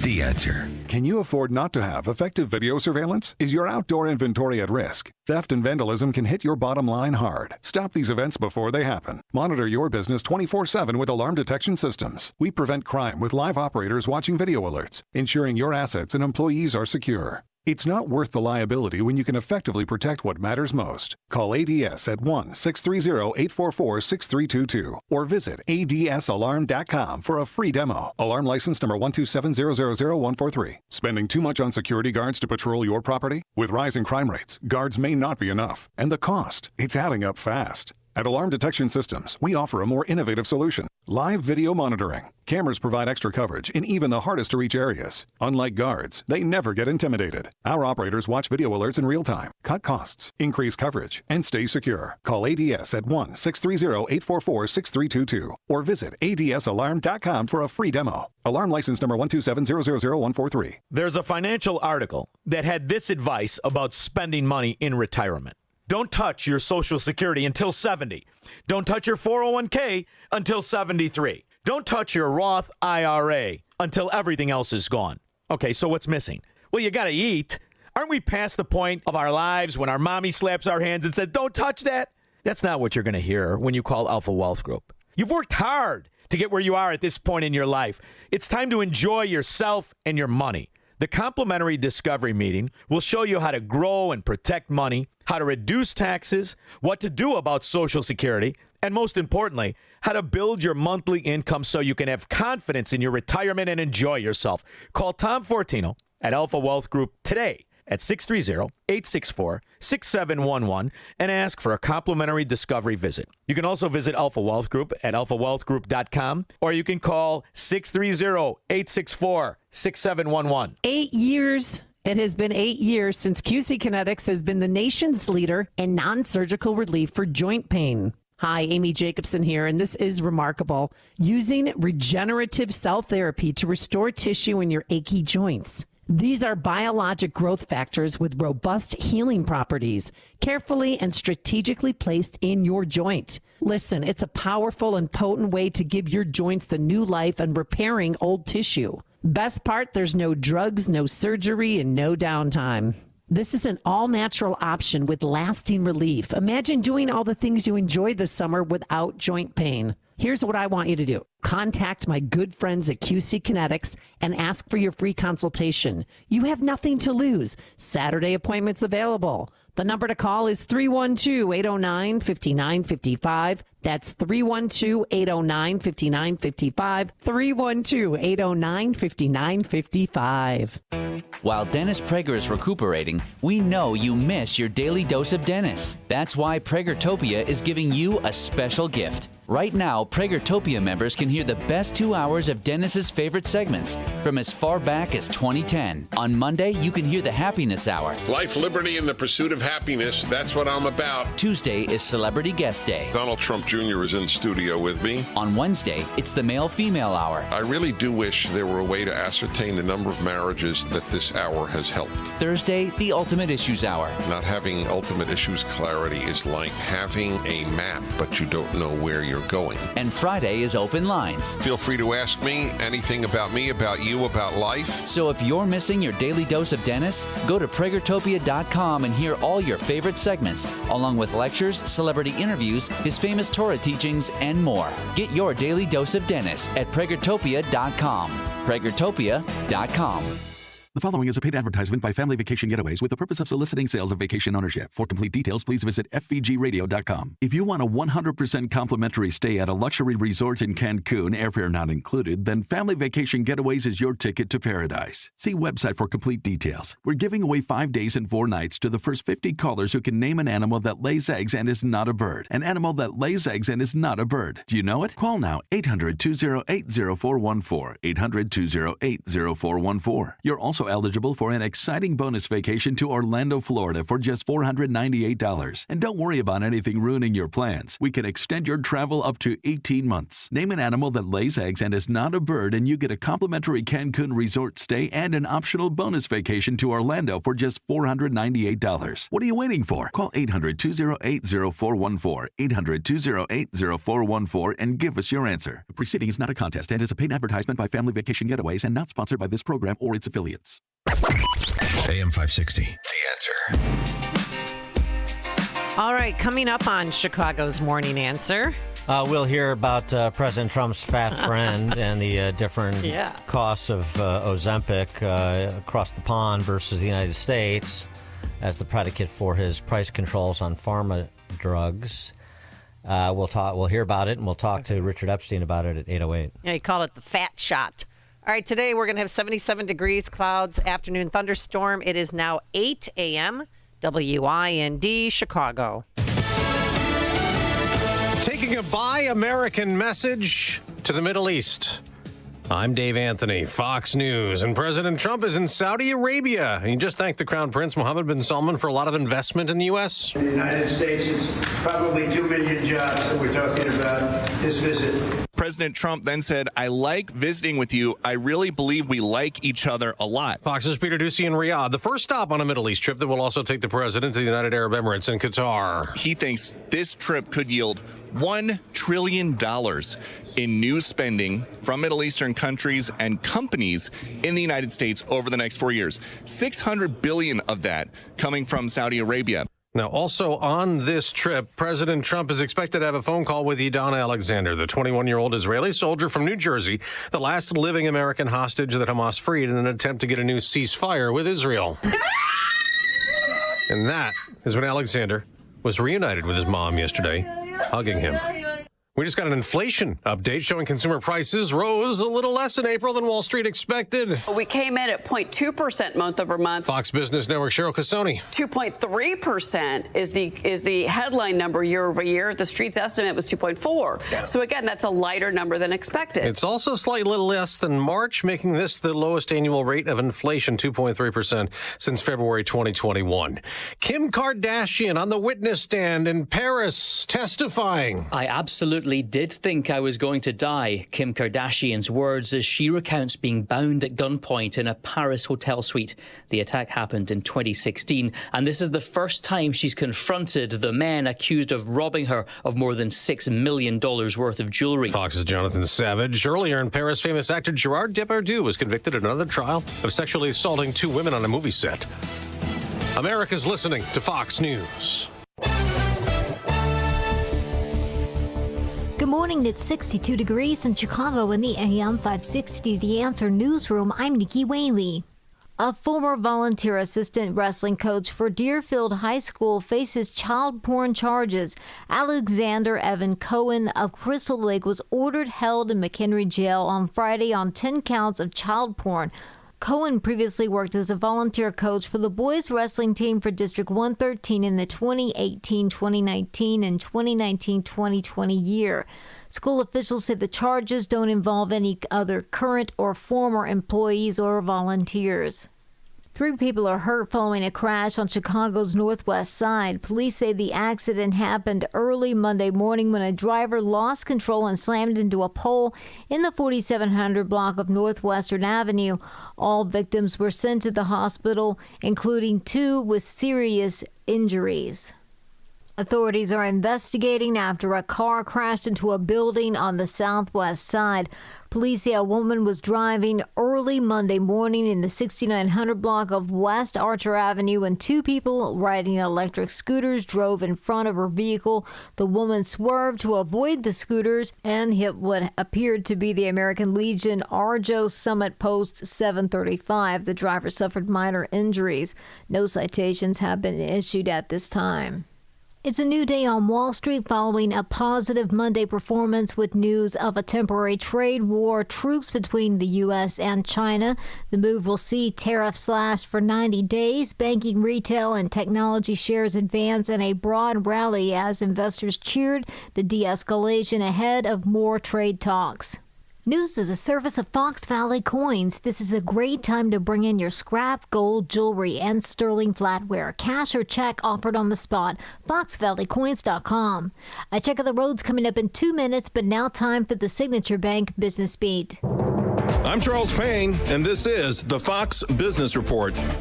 United Healthcare shares sinking after the managed care giant suspended its 2025 outlook, noting an ongoing increase in medical care activity. It also announced that CEO Andrew Whitty was stepping down effective immediately due to personal reasons. He'll be replaced by the man who ran United Health Group from 2006 to 2017 and has since served as the board chairman, Stephen Helmsley, who said in a statement, "We're grateful for Andrew's stewardship of United Health Group, especially during some of the most challenging times any company has ever faced." United Health has been reeling from the impact of surging medical costs, changes to Medicare Advantage reimbursements, and the murder of Brian Thompson, the former CEO of its health benefits division late last year. That's your Fox Business Report. I'm Lillian Wu, invested in you. For nearly a decade, AM 560 has marked the start of summer with a night of cigar smoking and great conversation. And this year, we've expanded Cigar Night to 2 nights. Wednesday, May 21st at Goldilocks Farm in Pingree Grove, and Thursday, May 22nd at Gaelic Park in Oak Forest. Featuring the great Larry Elder, along with AM 560's Dan Proft and Sean Thompson. Tickets are on sale now at 560theanswer.com/cigar. That's 560theanswer.com/cigar. Sponsored by Fox Valley Coins. It's almost time once again for the annual AM 560 Golf Outing, presented by Signature Bank. And this year, AM 560 is proud to partner with the Tunnel to Towers Foundation to help them support America's first responder and military heroes, including homeless veterans, and to help America never forget 9/11. This year, our golf outing is happening on Wednesday, June 18th at McRae Memorial Golf Club in Barrington. When you purchase a foursome to join us, you'll enjoy a full day of golf, meals, an awards reception, and a silent auction.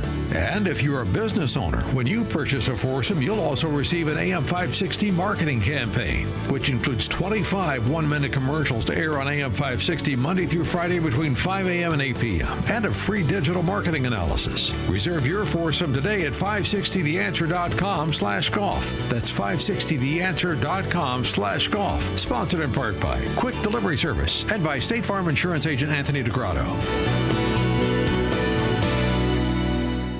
After joining the United States Army, Thomas Kennedy served 2 tours of duty in Iraq and 1 in Afghanistan. But sadly, this soldier's life was tragically cut short. Thomas was killed by a Taliban suicide bomber in Afghanistan. He left behind his wife Cammie and their beautiful twins Maggie and Brody. Tunnel to Towers provided the Kennedy family with a mortgage-free home. Families like the Kennedys need your help. Donate $11 a month to Tunnel to Towers at T2T.org. That's T2T.org. Wesley Financial Group is not a law firm. Do you find yourself stuck in a timeshare? Get the real facts about the timeshare industry and your options for cancellation. Chuck McDowell, founder of Wesley Financial Group, has put together a free information guide that reveals the secrets the timeshare industry doesn't want you to know, including the 5 ways to get rid of your timeshare. Call now and get this timeshare cancellation guide absolutely free. Call 800-893-2288. 800-893-2288. 800-893-2288. From the Team Hoffer Traffic Center, I'm Nikki Whaley. On the Edens inbound from Lake Cook to Montrose, 18 minutes. Outbound, 23 minutes. On the Kennedy inbound from Montrose to the Burn Interchange, 31 minutes. Outbound, 38 minutes. On the Eisenhower inbound from Wolf to the Old Post Office, 45 minutes. Outbound, 30 minutes. On the Stevenson inbound from the Tri-State to Lakeshore Drive, 38 minutes. Outbound, 26 minutes. On the Dan Ryan inbound from 95th to the Burn Interchange, 17 minutes. Traffic is a service of almostfreeteeth.com. Have you been getting high quotes for dental implants? With medical PPO insurance, it's possible to save 90% off on average. See if you qualify today at almostfreeteeth.com, making smiles great again. Chicago's Morning Answer continues next, but now check your forecast from the National Weather Service. Cloudy skies, warm thunder shower late this afternoon, high 77. Cloudy tonight, low 56. Sun and clouds, a straight thunderstorm for tomorrow, the high 77. A gusty thunderstorm possible Thursday, high near 88. I'm Steve Williams on AM 560. The Answer. Get the latest weather, traffic, and news updates online at 560theanswer.com. Now, from the Signature Bank Studios. This is Chicago's Morning Answer with Dan Proft and Amy Jacobson on AM 560. The Answer.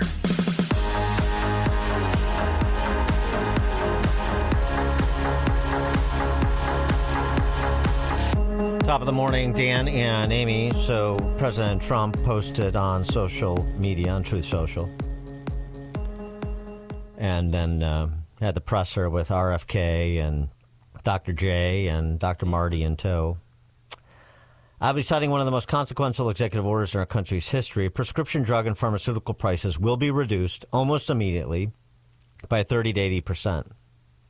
They will rise throughout the world in order to equalize and, for the first time in many years, bring fairness to America, all caps. I will be instituting a most favored nation policy whereby the United States will pay the same price as the nation that pays the lowest price anywhere in the world. Our country will finally be treated fairly, and our citizens' health care costs will be reduced by numbers never even thought of before. We're going to save trillions of dollars as well on top of it. Everything's coming up roses. Price controls. Yes. And the way he illustrated the unfairness, as he would describe it, to Americans when it comes to pharma drugs is with a little story about his fat friend. Yes, his fat friend taking the fat drug. A story, a friend of mine who's a businessman, very, very, very top guy. Most of you would have heard of him.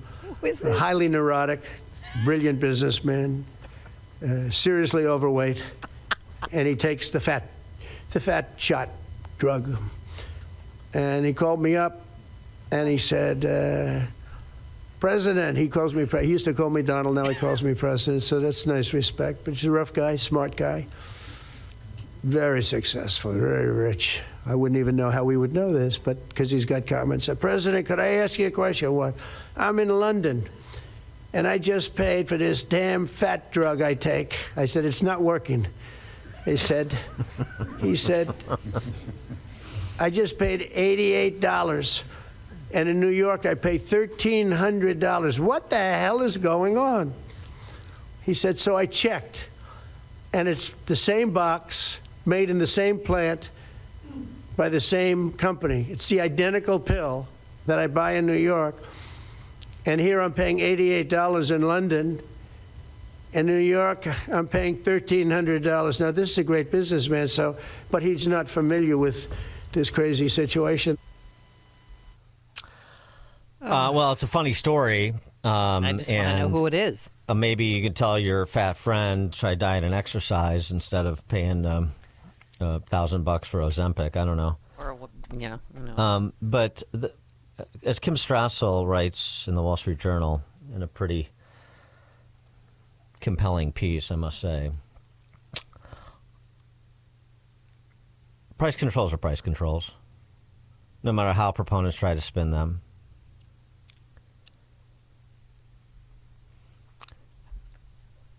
Tackling the problem of that is, I mean, it's a fair thing to point out, the disparity in prices paid by Americans and people of other countries.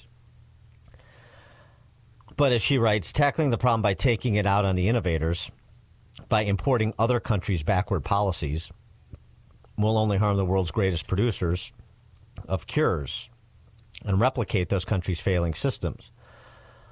Oh, by the way, as she mentioned, you might want to take a review of Europe. Europe's price controls on pharma drugs have reduced its one thriving pharma industry to dust, while Europeans and Australians and Canadians have access to far fewer drugs than are available to Americans, including breakthrough cancer treatments.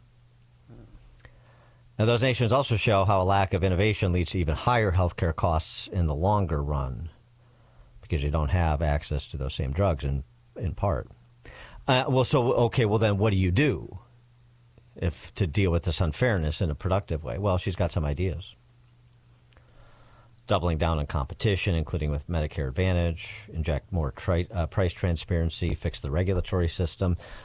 In other words, one of the biggest problems in the healthcare system in America, as we've talked about quite a bit, is we had a backdoor government takeover of healthcare with Obamacare. And we had a government as the largest purchaser of health care well before Obamacare because of entitlement programs. And a government as the arbiter of scarce resources is the least efficient arbiter available. And so you have shortages and surpluses. The other problem with the healthcare system is the disconnect, right? Because government is the middleman. So the consumer has no idea what the price is for a particular good or service. There's no incentives present to control costs. And so you get into, you're just extending price controls that already beset the system. So how does that make sense? Well, I would argue it does not. And I think our next guest is going to argue the same, but more persuasively and with more detail than me. Professor Richard Epstein is the James Parker Hall Distinguished Service Professor, Emeritus of Law, and Senior Lecturer at the University of Chicago. Professor Epstein, thanks for joining us. Appreciate it. I think your prediction is correct. I am very much opposed to the president's initiative on this. Well, I mean, explain your opposition, and then how we should think about addressing this issue of the disparate prices that the president brought up. Yeah, well, first of all, they're also disparate costs. So if you want to buy one of these drugs in one of these small remote countries, they don't have any particular difficulty in getting it. They don't have an FDA approval process. They piggyback on us. And so you could supply them at $10, where to supply the same drug in America is going to cost you $100. So the first thing that the president ignores is the price differentials. The second thing he ignores is that if you make it to the most favored nation clause, and what you do is you sell $10,000 worth of goods in small African country at $100 a unit, it means that on that drug, when you sell it in America, where you sell it for, say, 10 times as much, you're going to reduce the amount of money that the United States can receive by $10 billion or something like that. So what's going to happen is the first move is not going to be to lower American prices. It's simply to remove all of these drugs from foreign markets so as to keep the prices high in the United States, which will result in two things. One is many more deaths in those places because they do not have the money to buy it. And secondly, it turns out there's one additional revenue stream, small though it may be, but substantial in many countries, which is no longer available to American producers, the consequence of which is there'll be a smaller incentive to start to innovate, and you won't get these drugs. Second thing the president doesn't know is that when you get these drugs turns out to be a very important problem.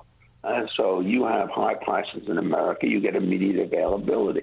You have low prices overseas in part because those countries, what they do is they do monopsony pricing. That is, they have only one buyer and they therefore drive the price down. So what's going to happen is instead of getting a drug right now, you're going to have to wait 6 months or a year in order to do it. And you're going to die because you don't get these drugs appropriately. And so he completely ignores the part-timing situation.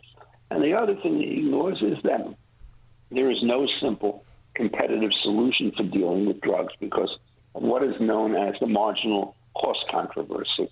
And I'll explain it to you. It's kind of technical, but it drives everything. And so the first incentive you say is, how much does it cost to make a pill, right? And the answer is really quite dramatic. If you look at the American kind of cost system, the first pill you make of any new drug is going to cost you roughly $2.5 billion. And the last pill that you're going to make is going to cost you 25 cents. And so somebody says, well, let's just pay the marginal cost for that 25-cent pill. Well, it's really great, except you realize that if you only pay 25 cents for the last pill, you'll never get the first pill. So pricing of drugs is always a nightmare because what you have to do is to figure out how you pay for that lump cost of building the drug. In the famous physical example, it's very cheap to go over a bridge and very expensive to build the bridge. What do? Well, if you want to have government subsidies, Mr. Trump can certainly do this. And he could try to negotiate with other countries to get them to pay $2 billion to each country for all the drugs that it wants to develop. But then you really want to talk about government czars. The United States government has no idea whatsoever which drugs to develop or why. What it can do is it could regulate them after they're developed for various kinds of safety issues. So he's going to have to put huge amounts of money out. And some people say, well, we'll give prize for somebody for making a new drug. But are you going to give him a $100 million prize when a drug like Lipitor gets, $8 billion a year? The prizes have to be comparable, or otherwise the production will start to shut down. So what do? You have to price discriminate, which means that you look at the different demand curves at different places, depending in part on wealth and depending in part on the quality and the speed of the services you provide. And you charge higher prices in America. They get the drugs first, and the drugs get developed. And then the British come along, and they play monopsonist against us, and we can't get as much out of them. So what Trump has to do if he wants to equalize the prices is to tell every foreign country in the world which uses centralized buying and has no internal development, what you have to do is to break yourself up into a competitive industry. Do you think you could tell a foreign sovereign how they're supposed to buy these drugs? I don't think he can do that. And I think that the resentment will be crazy. So this equilibrium is going to exist. But the advantage of it for the United States is we get more drugs, we get them sooner, and in fact, we get them with greater assurance of safety and so forth. Now, people have suggested, well, we could avoid all of this stuff, and what we could do is buy our drugs in Canada and then transship them into the United States, or buy them in London like his fat friend and ship them into the United States. That turns out to be very difficult to do. Many years ago, Pfizer wrote one of the most chilling memos I've ever read about drugs. And it didn't have to do with prices. It had to do with contamination, purity, and effectiveness. And so what happens is when we started to buy drugs from Canada and transship them, the Canadian government announced they're not going to bear the cost of inspecting these drugs for purity and everything else because they're not being sold here. Now, it turns out if you look at this market, the contamination and the fraudulent production, for example, by diluting a drug, is a rampant industry. Many years ago, a friend of mine named Jeff Lydon told me how often they at Abbott had to change their codes in order to make sure that the drugs weren't purloined in one fashion or another. And it was every couple of weeks because that's how serious it is. So the Canadians are not going to check our drugs out, and you're going to have real quality assurances, diluted drugs, contaminated drugs, and so forth, unless we start to inspect it. But on the cost side, what would you say? Say, these change the FDA. I'm sorry. Change the FDA procedures, which you can do. Make it easier to bring a drug to market, less expensive. Yeah. So essentially what you try to do is to get rid of the major problems before you market the drug, but then constantly monitor them afterwards. And so one of the things you start to do is to look at the delay in American drugs and the additional cost that it puts on. Remember, interest is part of the cost of the drug. And if it takes you 11 years to get an approval, the interest rates that you have to spend in year one really accumulate. So huge portion of the cost is essentially paying interest for delay. And there's no way to avoid that unless you can improve that. The late Bud Relman, who used to run the New England Journal of Medicine, knew nothing about drug pricing. And when he sort of suggested, just ignore interest costs because they're not real cost of production. Well, you can ignore them, at which point the companies go absolutely bankrupt. So you can't do it. You have to change it in that way. And, they can do it. Now, you've got to be careful about this. You need ex post monitoring. You have to worry about drug company liability. And in the United States, the pharmaceutical industry is highly vulnerable to suits. So when you start talking about the prices here, where everybody can sue the government, it turns out for huge sums of money, if something goes wrong, it's more expensive. You go over to England, now you try to bring a drug suit against the English government. The answer is you don't get anything whatsoever out of it. And so you're buying a very different product in the United States with all the extra stuff that are put in. And by the time it goes through it all, it's very clear that the president has no idea what's going on. MFN is simply the worst possible policy that you could announce. And if he thinks he could reduce the cost, he's saying, okay, the development budgets of these pharmaceutical companies is, say, 30%, and the small companies even smaller. And now what's going to happen is they're going to have to be able to raise 90% of their capital overseas. Multiple parties, they're not going to be able to do it. So what he will do is destroy the system. Trump has the following serious weaknesses. He's a kind of a populist, and he says, well, here's a guy who really doesn't like the drug, and he tells an anecdote. Now, what you have to do is say, all right, Mr. Trump, you tell me how you're going to deal with the marginal cost controversy, and how much you're going to backload costs from the first unit to others, and how are you going to do it? Now, these companies are absolute pros at all of that stuff, and it gets very complicated, because if you look at any of the standard literature on this subject, you'll discover that nobody knows how you price pharmaceutical drugs in an obvious way, because there are rebates, there are different channels of distribution. So if you sell to a healthcare company, what it's going to do is play your drug off against somebody else's drug and get much lower prices.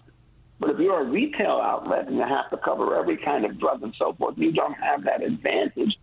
So what's going to go is, in order to get the price system, there's going to be a huge amount of this price discrimination. So what the president didn't mention is that if, in fact, you buy it through one kind of system, you get a much lower price than if you buy it through another kind of system. And then you say, well, why don't you just get rid of the second kind of system? Well, there are large numbers of Americans who don't buy their drugs through drug plans. And you really think that what Trump wants to do is to say the entire retail pharmacy industry should go on? The other thing is the situation with generics is very difficult. One of the drugs that he mentioned was insulin, and there's no patent monopoly on that, no FDA approval stuff on that. And so you have to look at the price of insulin in the United States and look at it overseas and try to figure out what's going on with respect to that. And if you actually look at the entry terms with respect to generic drugs, it turns out that sometimes you have to go through a large amount of testing in order to get these things through. And so the system is so complicated. And it's just intellectually irresponsible to get a friend and to start to talk about an anecdote when you're talking about $400 or $500 billion worth of industry, and he's managed to explain $3.88. And the irony is, of course, is rich people are the only people who can afford to pay enough for these drugs in order to keep them on the market. So if you lower his price to the price of everybody else, poor people won't get any drugs. And this is a disaster in the making. And so the only question to ask now is, well, why is it that the stock market hasn't crashed on these drugs? Well, two things. First, there was China. But the other thing is there's no enforcement mechanism built into this statute. And so the industry says, we'll try to do it. And calling them, by the way, I might say, the most powerful industry in the world, the Inflation Reduction Act was the most colossal defeat that the industry suffered. It's a disastrous piece of legislation, confiscatory in its extreme. It was put into place by Biden, and it's now being enforced by Trump, and he doesn't know anything about it. But the sad thing about this, on antitrust matters and regulatory matters, at this point in the United States, there's no difference between a dumb Joseph Biden and a dumb Donald Trump. They have the same policy. Just look at the Google case. It was two administrations that put it out, and they basically may destroy another great company through the antitrust law.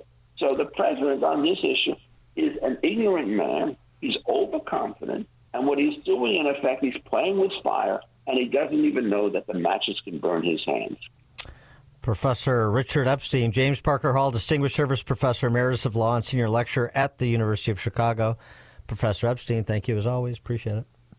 Oh, good. And thanks for the opportunity to talk about this. It's a really important problem. All right. Thank you. And we'll have you back on soon. And he joined us on our turnkey.pro answer line. The stories you need to know to start your day. This is Chicago's Morning Answer on AM 560.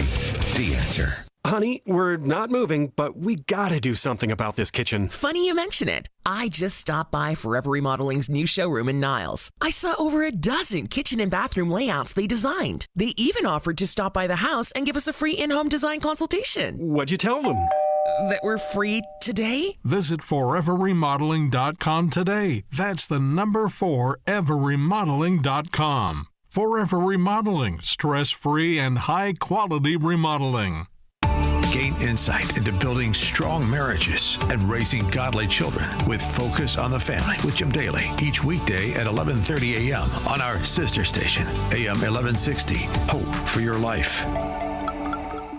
Don't miss In Grace with Pastor Jim Scudder Jr., now heard on Sunday mornings at 7:30. Tune in and find hope as Jim Scudder explores God's Word and His world each Sunday morning right here on AM 560. The Answer. You never want to miss one of life's most important moments. A graduation, a birthday, a first communion, a wedding. When these moments happen, you want to make sure to capture them so that you and your loved ones can remember them for years to come.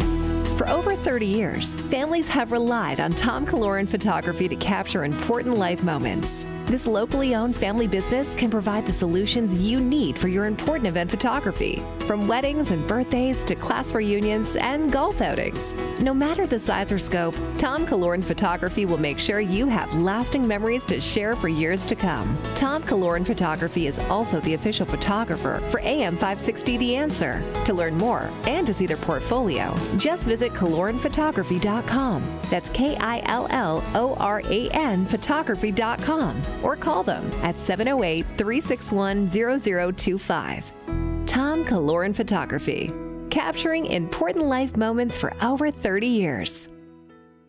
Hey, Dan, you remember yesterday when I told you I broke up with a guy because he was a Bruce Springsteen fan? Remember that? I was supportive of that generally. Well, yeah, I just ran into the general manager in the hallway, and guess how many Bruce Springsteen concerts he's been to? 87. And he went to the same junior high and high school as Bruce Springsteen. Well, so you don't have to date the general manager. Exactly. Scoring points all over the place here. All right, all across the country, states are embracing school choice and offering vouchers to families to send students to whichever school they want, including private schools. Unfortunately, lawmakers in Illinois have resisted this trend despite all the benefits of private education. Well, we have a solution if you want to send your child to a private school. It's called ChicagolandSchoolVouchers.com. It's simple. Just visit ChicagolandSchoolVouchers.com and tell us which private school you want to send your child to. Then we contact the school on your behalf and work to secure a voucher for half off the first year of tuition, typically saving thousands of dollars for families. Now, the program only applies to new students who are not currently enrolled in the school. So if you've been considering sending your child to a private school and thought that it was financially out of reach, just go to ChicagolandSchoolVouchers.com to learn more and to start the process today. That's ChicagolandSchoolVouchers.com. Hello, my name is Dr. Michael Huber, co-developer of Virago, the immune enhancement cocktail. Did you know that the 23 natural ingredients in Virago are not only an immune enhancer, but also support and protect your heart, lungs, brain, and kidneys? These organs are negatively affected by numerous diseases such as diabetes, hypertension, and chronic inflammation. The natural ingredients in Virago, such as luteolin and fisetin, protect and improve the cognitive function in your brain. The uracilic acid in Virago protects and improves kidney functions, whereas quercetin protects and improves heart function. These are just a few of the natural ingredients that provide a synergistic effect. Virago, inspiring healthy choices. Boost your immune system with Virago. Order your bottle of Virago today. Order online at myvirago.com and use coupon code IMMUNE to save 30%. Maha and Virago, making America healthy again. AM 560, The Answer. All right, coming up on Chicago's Morning Answer. 8:38, our friend, the sage of South Central, Larry Elder, joins us, 8:38. We'll do a little cigar night preview with His Eminence, Larry Elder, 8:38. I can't wait, but now let's head into the newsroom. Here's Nikki Whaley.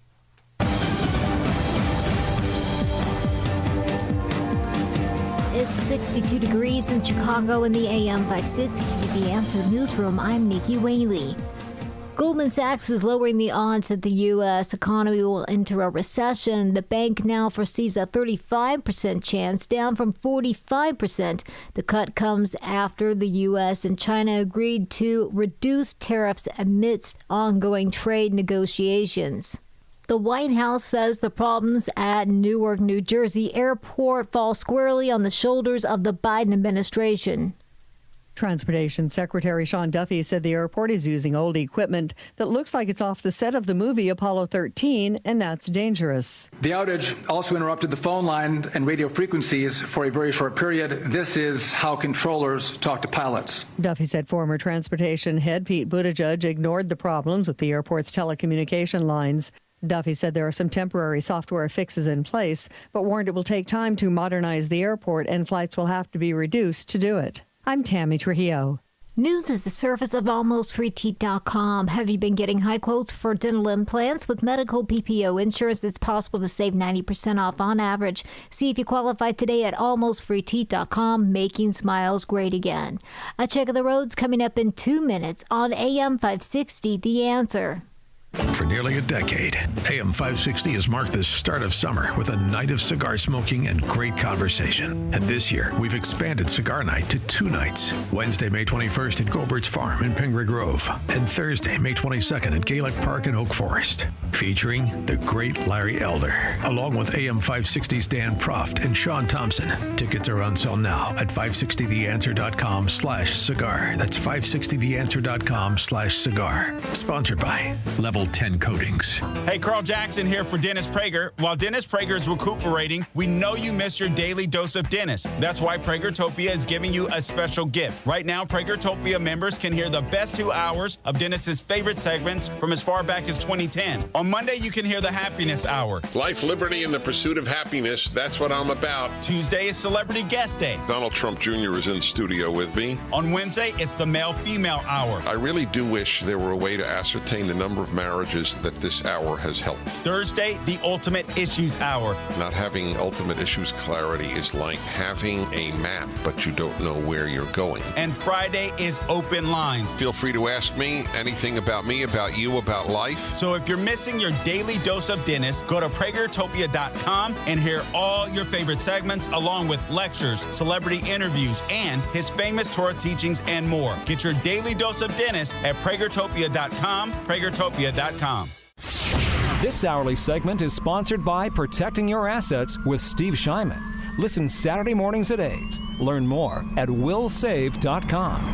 Signature Bank is Chicago's fastest growing independently owned business bank, a bank where relationships still matter. Signature Bank knows your name and your story. I'm Dan Proft, and I know this because Signature Bank is my business bank. Hi, I'm Bob Chavato, owner of Go Exceed and a customer of Signature Bank. By leveraging AI and machine learning, we provide data management solutions for corporations to save time and money managing their cellular devices. While we rely on machines to help us run our business, we believe personal relationships are essential. This is why we chose Signature Bank. Having a banking partner who understands our background, our business, and our priorities is fundamental to our success. Any bank can provide basic services, but having a bank that you can trust one that looks out for you and treats your business like its own, that's irreplaceable. Signature Bank helps local businesses succeed. Want to learn how Signature Bank can help turn your business vision into reality? Call Signature Bank at 773-467-5600 or visit signaturebank.bank. Member FDIC, Equal Housing Lender. From the Team Hawkburg Traffic Center, I'm Nikki Whaley. On the Edens inbound from Lake Cook to Montrose, 18 minutes. On the Edens outbound, 30 minutes. On the Kennedy inbound from Montrose to the Burn Interchange, 51 minutes. Outbound, 32 minutes. On the Eisenhower inbound from Wolf to the Old Post Office, 49 minutes. Outbound, 42 minutes. On the Stevenson inbound from the Tri-State to Lakeshore Drive, 49 minutes. Outbound, about 24 minutes. This report is sponsored by Discover. Guess what? Discover's accepted at 99% of places that take credit cards nationwide. You heard right, 99%. If you don't think so, maybe it's time to face facts. You're stuck in the past. Based on the February 2024 Nielsen report. Learn more at discover.com/credit card. Chicago's Morning Answer continues next, but now I check your forecast from the National Weather Service. A little bit warmer, cloudy, thunder shower late this afternoon. High today 77, cloudy tonight low 56. Partly sunny, straight thunderstorm for tomorrow, the high at 77. Variable cloudiness, a gusty thunderstorm on Thursday, the high up to 88. I'm Steve Williams on AM 560, The Answer. Get the latest weather, traffic, and news updates online at 560theanswer.com. Now, from the Signature Bank Studios.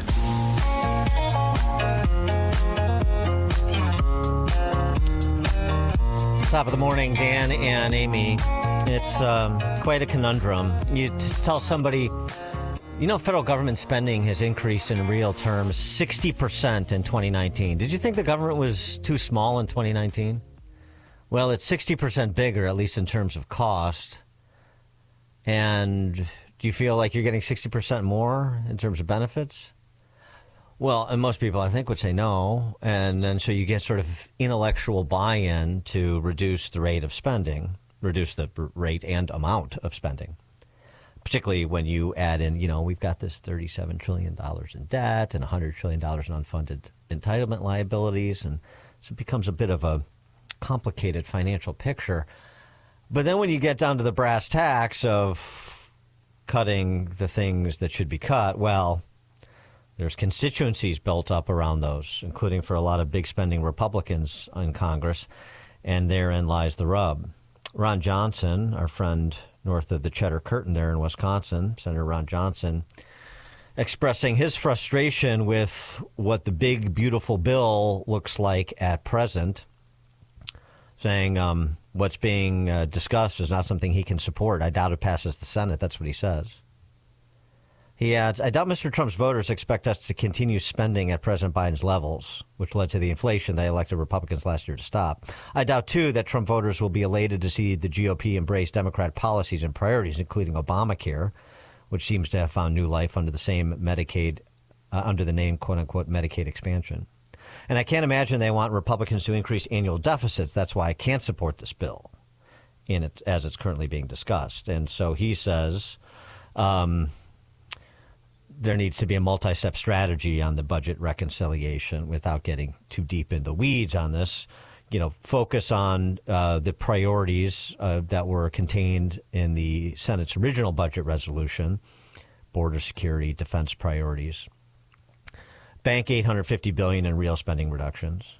Pass a bill that extends the current tax law, Trump tax relief from 2017, to prevent the automatic 2026 tax increase. And avoid default by including a smaller increase in the debt ceiling that maintains the pressure and leverage to achieve future spending reductions. And he goes into more detail from there, but that's sort of a strategic approach that he outlines.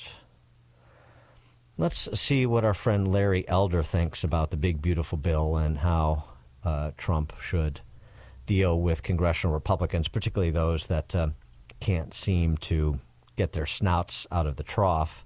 By the way, Larry Elder, as you heard, we have Cigar Night with Larry Elder again. It's been a few years. We had a great time the last time Larry came to town, and Larry's so popular, we're doing 2 nights for the first time, 2 cigar nights. May 21, that's at it's in Pingree Grove at the farm. What's the name of the farm? I'm blanking.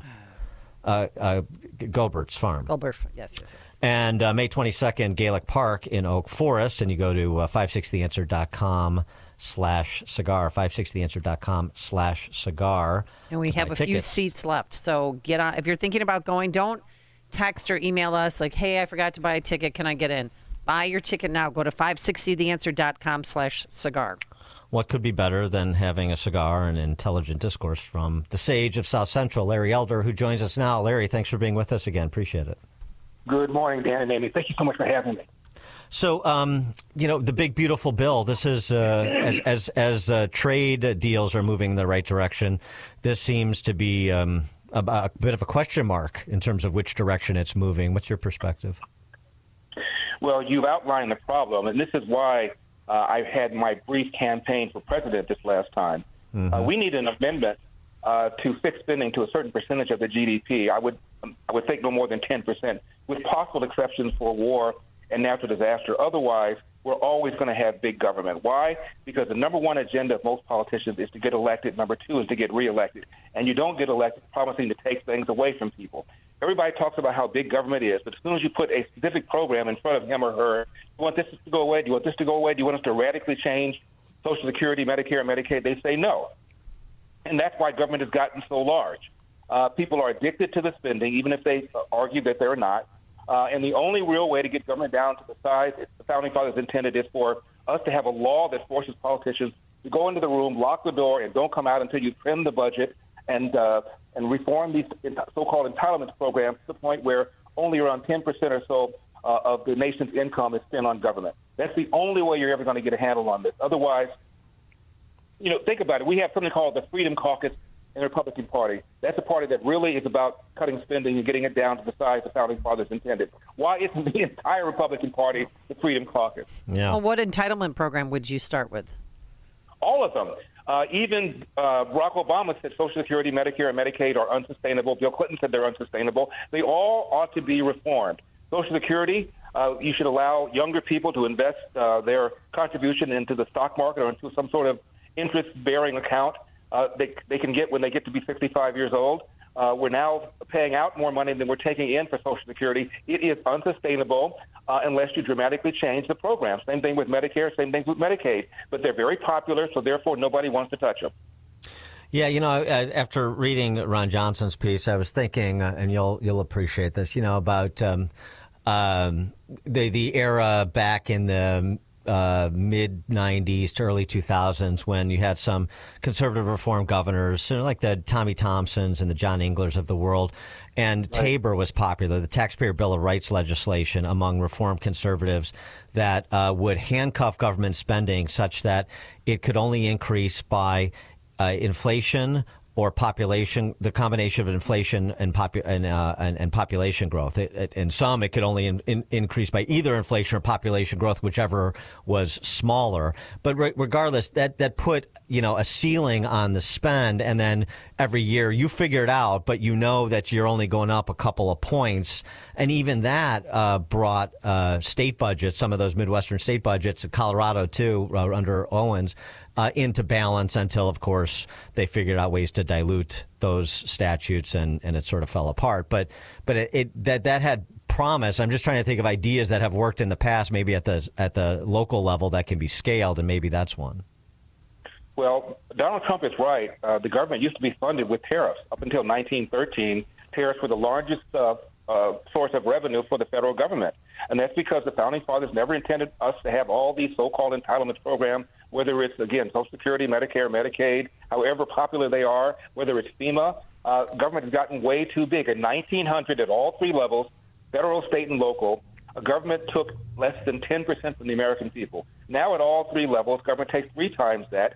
And if you put some sort of value on so-called unfunded mandates, government takes almost half of what the American people produce. It is absolutely outrageous, which is why we high-five ourselves we get 3% annual GDP growth. It should be growing at twice that, maybe even higher than that, if government got down to the size the Founding Fathers intended. Everybody can spend their money more efficiently, more effectively than can federal government. Leave more money in the pockets of people and watch the economy go crazy, and allow the needs of the needy, and they are going to be poor people, to be handled by churches, nonprofits, and people donating to other people.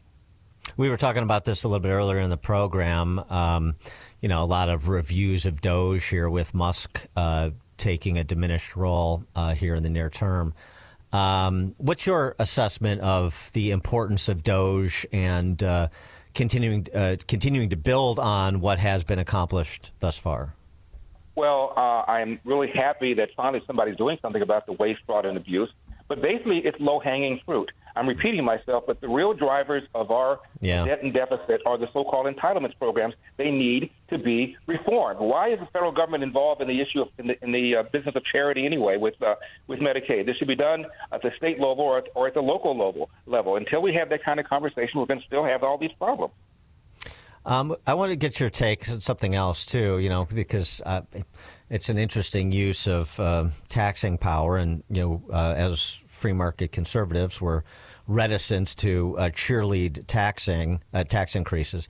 But what about Trump or the proposal that is circulating to increase taxes on college endowments and essentially to graduate it to hit the most prolific endowments that are out there, the Ivy League schools, Northwestern, Stanford, et cetera? Well, I would ask, why is government giving money to colleges in the first place? Why are we backing these so-called student loans? At one time in this country, you went to a bank and you said, I want to go to college, and the banker would say, what are you going to major in? And you would say archaeology, and the banker would say, you're not going to get a loan from me. Give me a major where you can likely get a job. So we're subsidizing all these kids getting majors and having advanced degrees, and then they can't get a job. It's ridiculous. Government shouldn't be involved in this whatsoever. We ought not have a Department of Education. Ronald Reagan ran in 1980 to shut it down, and 8 years later it was bigger than it was before. At least Trump has signed an executive order to end the Department of Education. Hopefully he'll be able to pull it off. But again, I wonder, there are programs like Head Start. Head Start does not work. The kids that go into Head Start after a few years, compare them to those who didn't, and the learning is about the same, but they're very, very popular. Good luck trying to cut it. Now, I wanted to ask you, I don't know if you're still living in California, but is there any clear... If you can call it living, Amy. Okay, well, surviving as we're doing here in Chicago. Yeah. But is there any clear Republican frontrunner right now for the governor's race? Because, the people that I know from California, they just assume, well, yeah, if Kamala Harris runs, she's going to win. Yeah. I'm like, you got to put up a fight right now. You got to find a great candidate that could run against her. Well, I haven't seen any polls on the Republican side, but a couple of people have announced. Steve Hilton, the Fox News guy that had the show on the weekends, he's announced, as has a sheriff in Riverside named Chad Bianco, very popular in Riverside, not particularly very well known. And there'll be some other people. But California is a massively big state. It takes at least $100 million to $200 million to run credibly. And it's unlikely that somebody will be able to raise that kind of money. California's Republicans are outnumbered 3-1. There hasn't been a Republican who's won statewide in 20 years. As you know, I tried. In 8 weeks, I raised $27 million, but my opponent, Gavin Newsom, raised $200 million. I got 3.5 million votes, more than all the other replacement candidates combined, but Gavin Newsom got 7 million. Larry, I wanted to ask you about your new documentary, too. I forgot to mention you're a documentarian, and I know you've got one that's up at Salem Now on electric vehicles, speaking of California. Tell us about that documentary.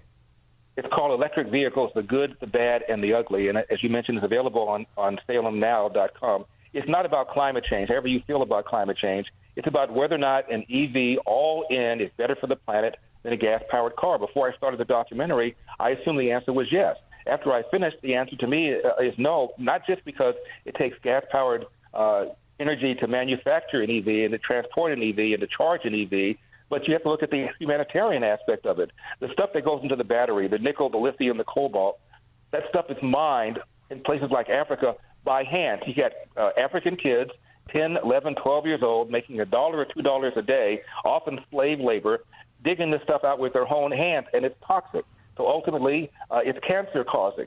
So if people really knew the way labor was being exploited in third world countries to mine the stuff that goes into the battery, I think that people would rethink it.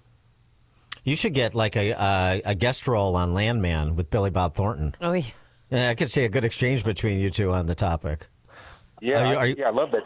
Isn't it good? I love it. I can't wait for the next season. It's not going to come out till 2026. Yeah, well, yeah. I don't want to wait that long. All in due time. Have you guys been watching Tulsa King? Tulsa King. Yes, I have been. Yep. Yeah. That's not as good as Landman, but no, it's not. Have you ever heard of a show called Mr. In Between? No. Yes, very good. I haven't. Yeah, a lot of people haven't. It's an Australian show, came out a few years ago, just 3 seasons. Awesome. I've been recommending that to all my buddies. Great show. I wish it would have gone more than 3 seasons. I mean, since we're on our viewing habits, are you watching Mobland with Pierce Brosnan and Helen Mirren and Tom Hardy? I heard about it, but I haven't seen it. Oh, you got to watch it. Brosnan, he was in a movie called The Last Rifleman about a World War II vet who wanted to summon up the energy to go to D-Day one more time on an annual trek. It is a tremendous movie, The Last Rifleman. All right, we're going to be, a cigar night. I think, I don't want to talk about politics. I want to talk about movies and books and arts and culture with Larry Elder. Forget the politics. Are you giving him a homework assignment? He has to start watching Mobland? Well, you should. I think you'll enjoy it. Yeah. Very good things about it. I'm going to start. And we it's another good series, too. The first season just ended. If you haven't seen it, it's intense, but in a good way. Good acting. Dope Thief on Apple. Okay. Dope Thief. Dope Thief. A lot of homework. Okay. Yeah. Okay. Yeah. Sounds almost as good as the Texas Chainsaw Massacre 3D. Skipping that.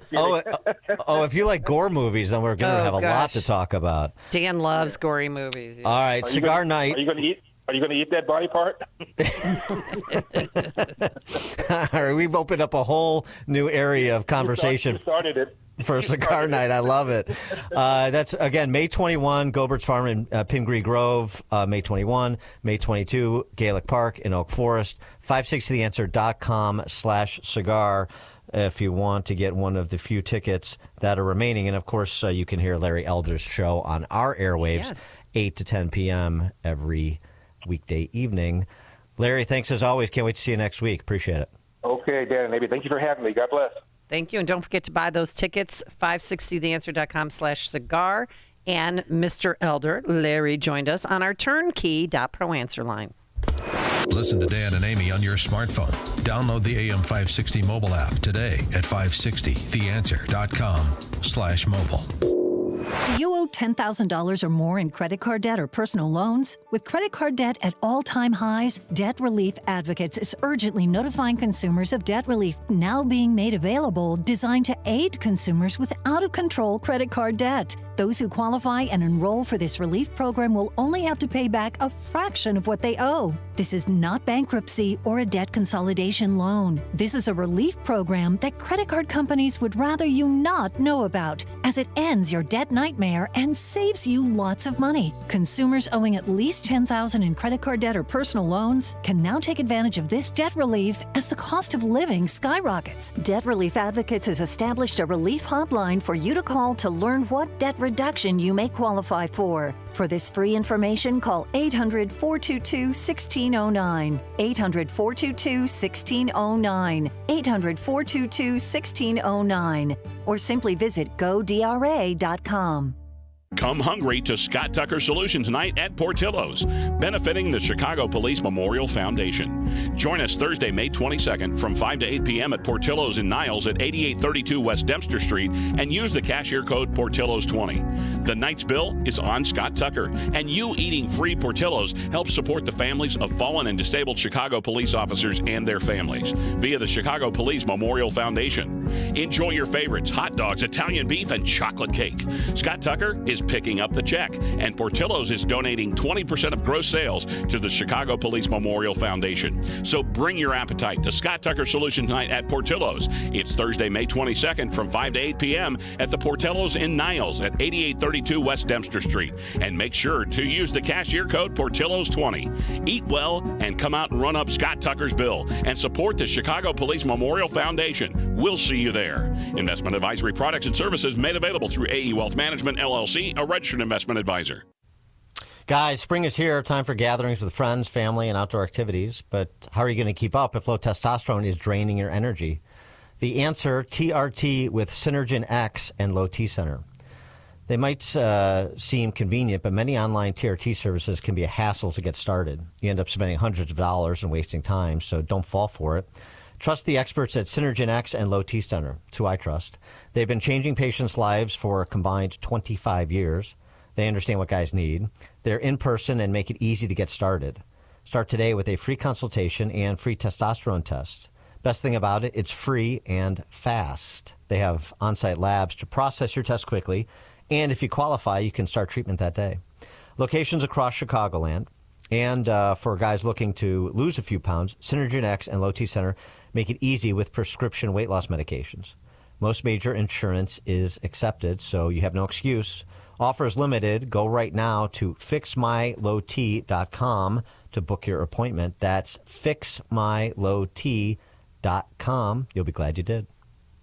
Signature Bank is Chicago's fastest growing independently owned business bank. It's a bank where relationships still matter. Signature Bank knows your name and your story. I'm Dan Proft, and I know this because Signature Bank is my business bank. I'm Robert Anderson, president of McLaughlin Body Company in the Quad Cities, and a customer of Signature Bank. When our 100-year-old family-owned manufacturing company was looking for a new bank, we found an excellent partner with Signature Bank. Signature Bank understands the challenges with manufacturing in today's highly competitive environment. We recently participated in the New Markets Tax Credit Program, and we're fortunate to have the experts at Signature Bank help us navigate the complexities of this program. With Signature Bank's support, we were able to expand not only our facility, but ultimately our business. If you're looking for a trusted banking partner for your business, look to Chicago's own Signature Bank. Signature Bank is looking for their next success story. To learn more about turning your business vision into reality, visit signaturebank.bank. Signature Bank, helping local businesses succeed. Member FDIC, Equal Housing Lender. AM 560, The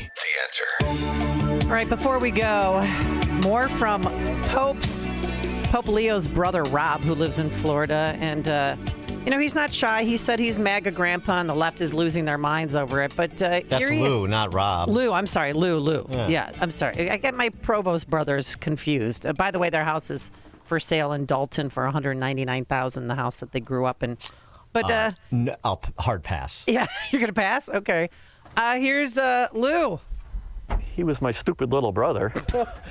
Lou Prevost says he used to tease the man who would become Pope Leo XIV back when he was just Rob. Play cops and robbers, cowboys and Indians. No time for games. Lou says the new pope always wanted to be a priest. How boring. Come on, Rob, let's go. No. Can I give you communion? Talking to 10 Tampa Bay's Aduria Chumba tonight, Lou says, all kidding aside, he's in awe his brother is now known by billions around the world.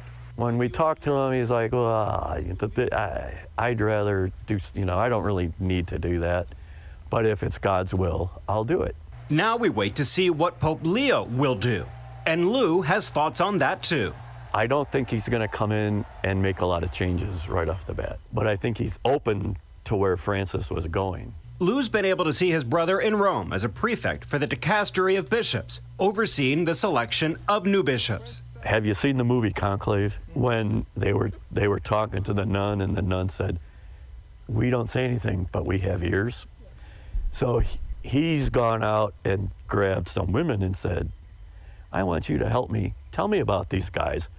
What do you think of them?" Now he doesn't know when he might get to see his brother next. Hey, I'm the Pope's brother. Can I go see him?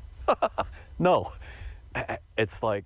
So he doesn't know if we'll see him again. All right, thanks for joining us. It's 9 a.m. WIND Chicago. A new agreement between the U.S. and Saudi Arabia.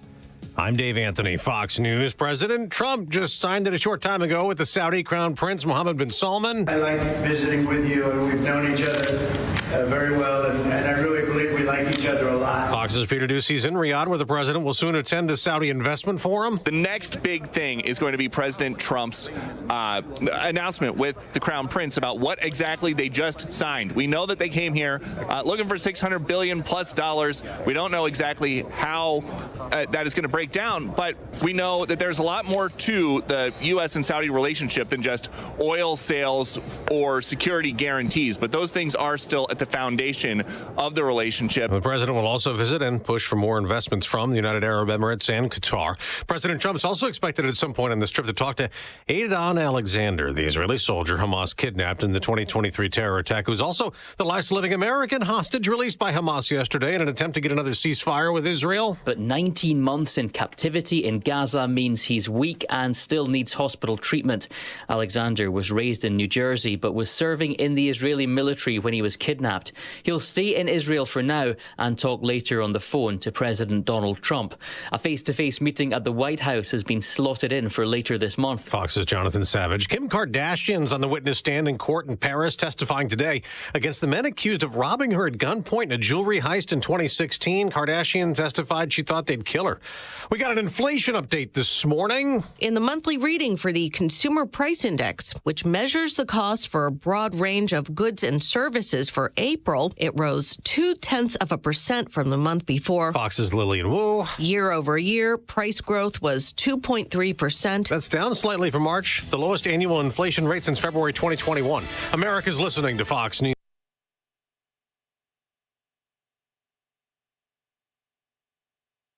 Shine with a thunder shower, high up to 77. A thunder shower this evening with low clouds, low 56. A blend of sun and clouds tomorrow with a stray thunderstorm, warm with a high 77. Turning clear tomorrow night with low 58. Variably cloudy come Thursday with more gusty thunderstorms. I'm Ruth O'Brien on AM 560, The Answer. Get the latest weather, traffic, and news updates online at 560theanswer.com. For nearly a decade, AM 560 has marked the start of summer with a night of cigar smoking and great conversation. And this year, we've expanded Cigar Night to 2 nights. Wednesday, May 21st at Goldilocks Farm in Pingree Grove. And Thursday, May 22nd at Gaelic Park in Oak Forest. Featuring the great Larry Elder, along with AM 560's Dan Proft and Sean Thompson. Tickets are on sale now at 560theanswer.com/cigar. That's 560theanswer.com/cigar. Sponsored by Goldilocks, Doors, Locks, and Security. After joining the United States Army, Thomas Kennedy served 2 tours of duty in Iraq and 1 in Afghanistan. But sadly, this soldier's life was tragically cut short.